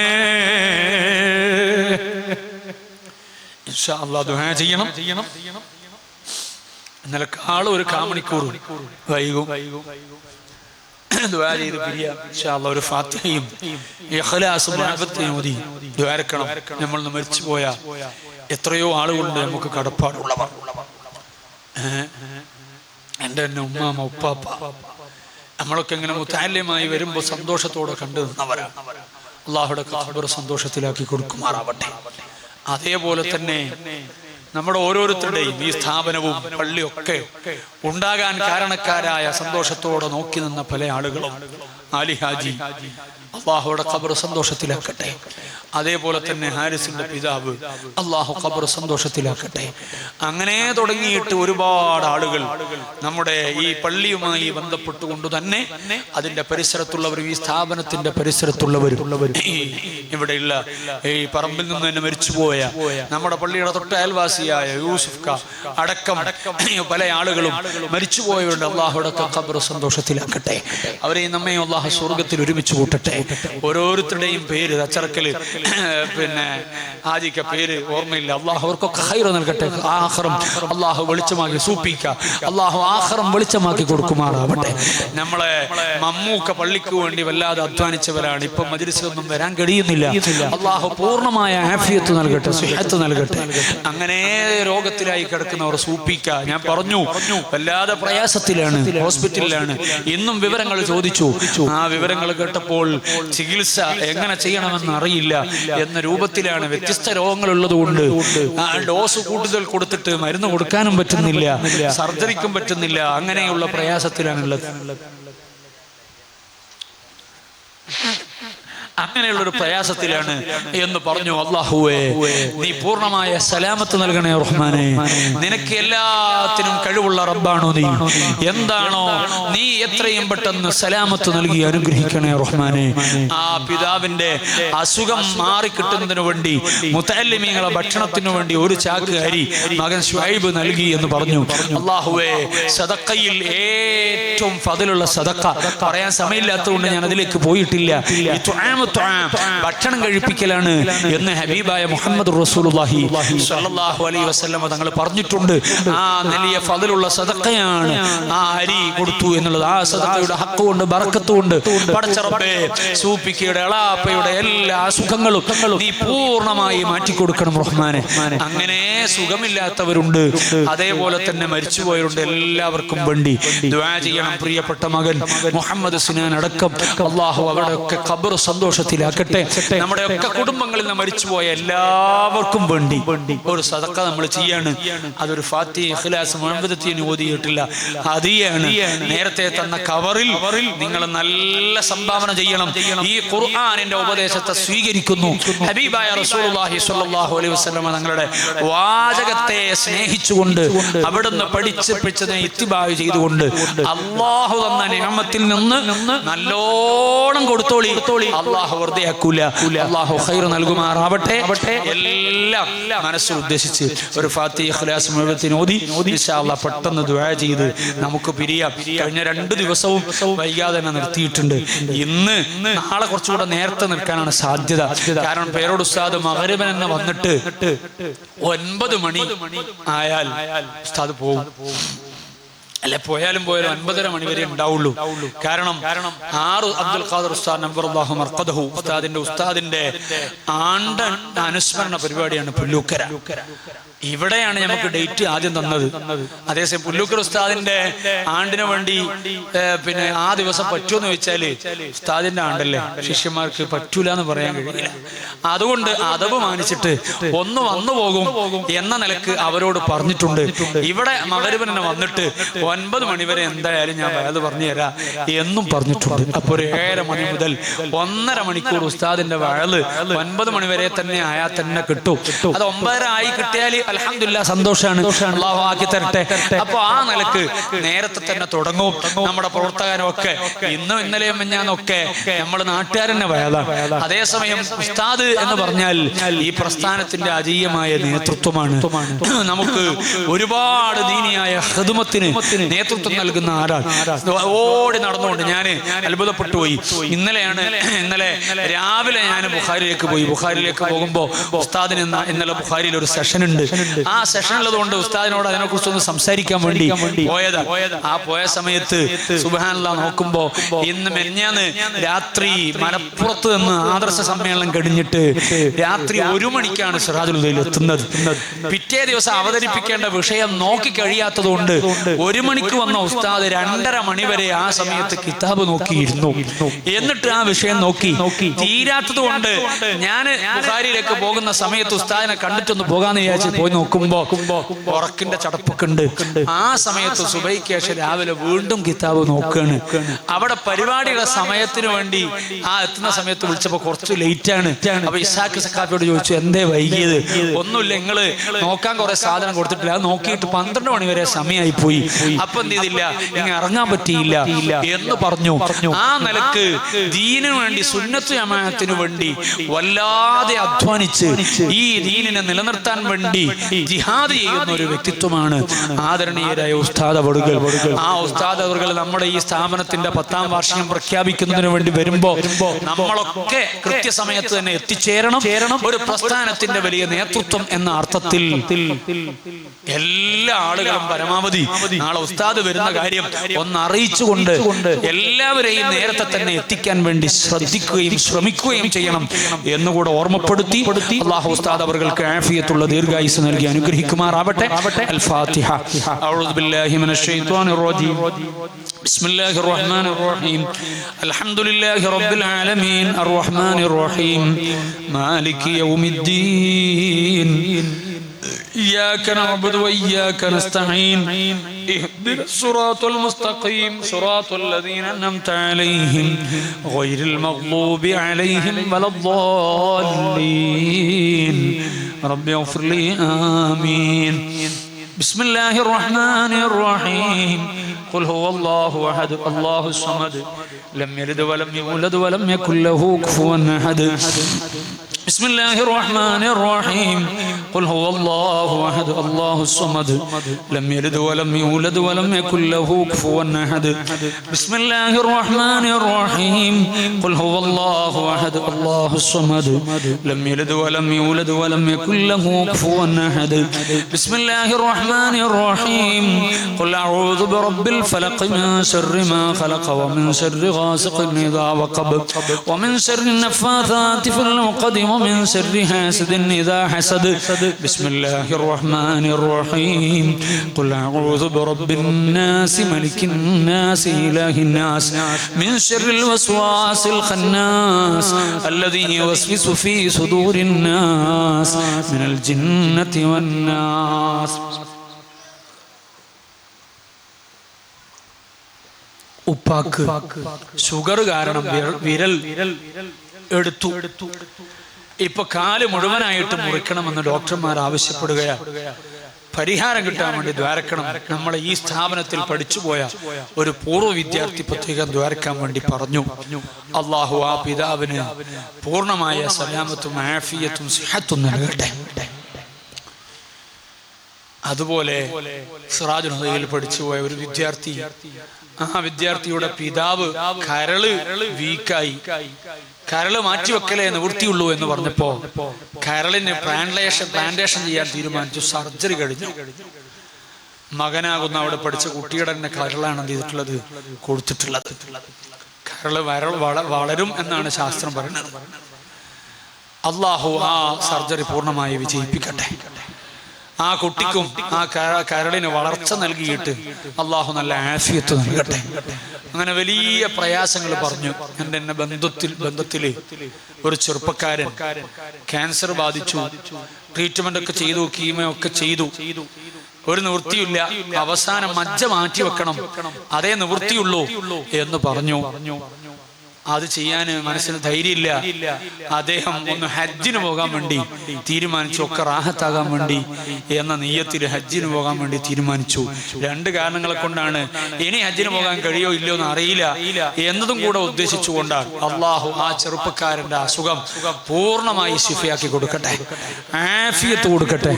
ആ ഹജ്ജ് നിയ്യത്താക്കിയതിന്റെ ബറക്കത്ത് കൊണ്ട് അള്ളാഹു ആഫിയത്ത് നൽകി അനുഗ്രഹിക്കുമാറാവട്ടെ. അങ്ങനെ തുടങ്ങി കേട്ടാ തന്നെ ാകുന്ന ഒരുപാട് അസുഖങ്ങളെ കൊണ്ട് പ്രയാസപ്പെടുന്ന UAE-യിലെ നമ്മളൊരു സുഹൃത്ത്, അദ്ദേഹത്തിന്റെ അനുജൻ കിഡ്നി വീക്കായി, 2 കിഡ്നിയും പോയി. കിഡ്നി മാറ്റിവെക്കലേ നിവൃത്തിയുള്ളൂ. അങ്ങനെ കിഡ്നി മാറ്റിവെച്ചു. ശിഫായിന് വേണ്ടി ദ്വാരക്കാൻ പറഞ്ഞിട്ടുണ്ട്. അള്ളാഹു പൂർണ്ണമായ ആഫിയത്ത് നൽകട്ടെ. അള്ളാഹു നമുക്ക് തന്ന നിഅമത്ത് വലിയ നിഅമത്താണ്. അള്ളാഹു ആ നിഅമത്ത് നിലനിർത്തി തരട്ടെ. എല്ലാവർക്കും വേണ്ടി ദുആ ചെയ്യണം. ഒരു 3 സ്വലാത്ത് നല്ല ഇഖ്ലാസത്തോടെ മദീനത്തേക്ക് മനസ്സുതിരിച്ചിട്ട് നമ്മൾ ചെല്ലുക. ദുആക്ക് ഇജാബത്ത് കിട്ടണം എന്ന് ഉദ്ദേശിച്ചുകൊണ്ട് ചെല്ലണം. നമ്മുടെ ഈ സ്ഥാപനത്തിനു വേണ്ടി സഹായങ്ങൾ, സംഭാവനകൾ നൽകിയിട്ടുള്ള ഒരുപാട് ആളുകളുണ്ട്. അവർക്കൊക്കെ ദുആ ചെയ്യാൻ നമ്മൾ കടപ്പെട്ടവരാണ്. അള്ളാഹു അവർക്കൊക്കെ ഖൈറും ബറക്കത്തും നൽകി അനുഗ്രഹിക്കട്ടെ. اللهم صل على سيدنا محمد وعلى آله وصحبه وسلم. اللهم صل على سيدنا محمد وعلى آله وصحبه وسلم. اللهم صل على سيدنا محمد وعلى آله وصحبه وسلم. ഞാൻ കഴിഞ്ഞ ദിവസം ദ്വാരന്നിരുന്നു. ഒരു ചെറുപ്പക്കാരൻ, നല്ലൊരു കുടുംബത്തിലുള്ള ചെറുപ്പക്കാരനാണ്. എന്തുകൊണ്ടോ ചില ലലാലത്തിൽ പെട്ടുപോയി, മോശത്തരത്തിൽ പെട്ടുപോയി. അത് മാറാൻ കഴിയുന്നില്ല. അങ്ങനെ വല്ലാത്ത ഒരു പ്രയാസം ആ കുടുംബത്തിനുണ്ട്. ചെറുപ്പക്കാരൻ ഒന്ന് മാറിക്കിട്ടണം. അള്ളാഹു ഈ മജ്‌ലിസിന്റെ ഹക്ക് കൊണ്ട് ബറക്കത്ത് കൊണ്ട് ആ ചെറുപ്പക്കാരന്റെ ഖൽബ് അള്ളാഹു നന്നാക്കി കൊടുക്കട്ടെ. നല്ല ചിന്ത അള്ളാഹു കൊടുക്കട്ടെ. ഖൈറായ വഴിയിലേക്ക് അള്ളാഹു എത്തിക്കട്ടെ. ശർറായ വഴിയിൽ നിന്ന് അള്ളാഹു ആ ചെറുപ്പക്കാരനെ സലാമത്താക്കട്ടെ. അങ്ങനെ തെറ്റുകൾ ചെയ്തു പോയൊക്കെ പലരുണ്ട്. എല്ലാവർക്കും വേണ്ടി ദുആ ചെയ്യാണ്. ഇന്നത്തെ ഈ മജ്‌ലിസിൽ പ്രത്യേകം ദ്വാരക്കാൻ വേണ്ടി എൻ്റെ മൂത്താപ്പയുടെ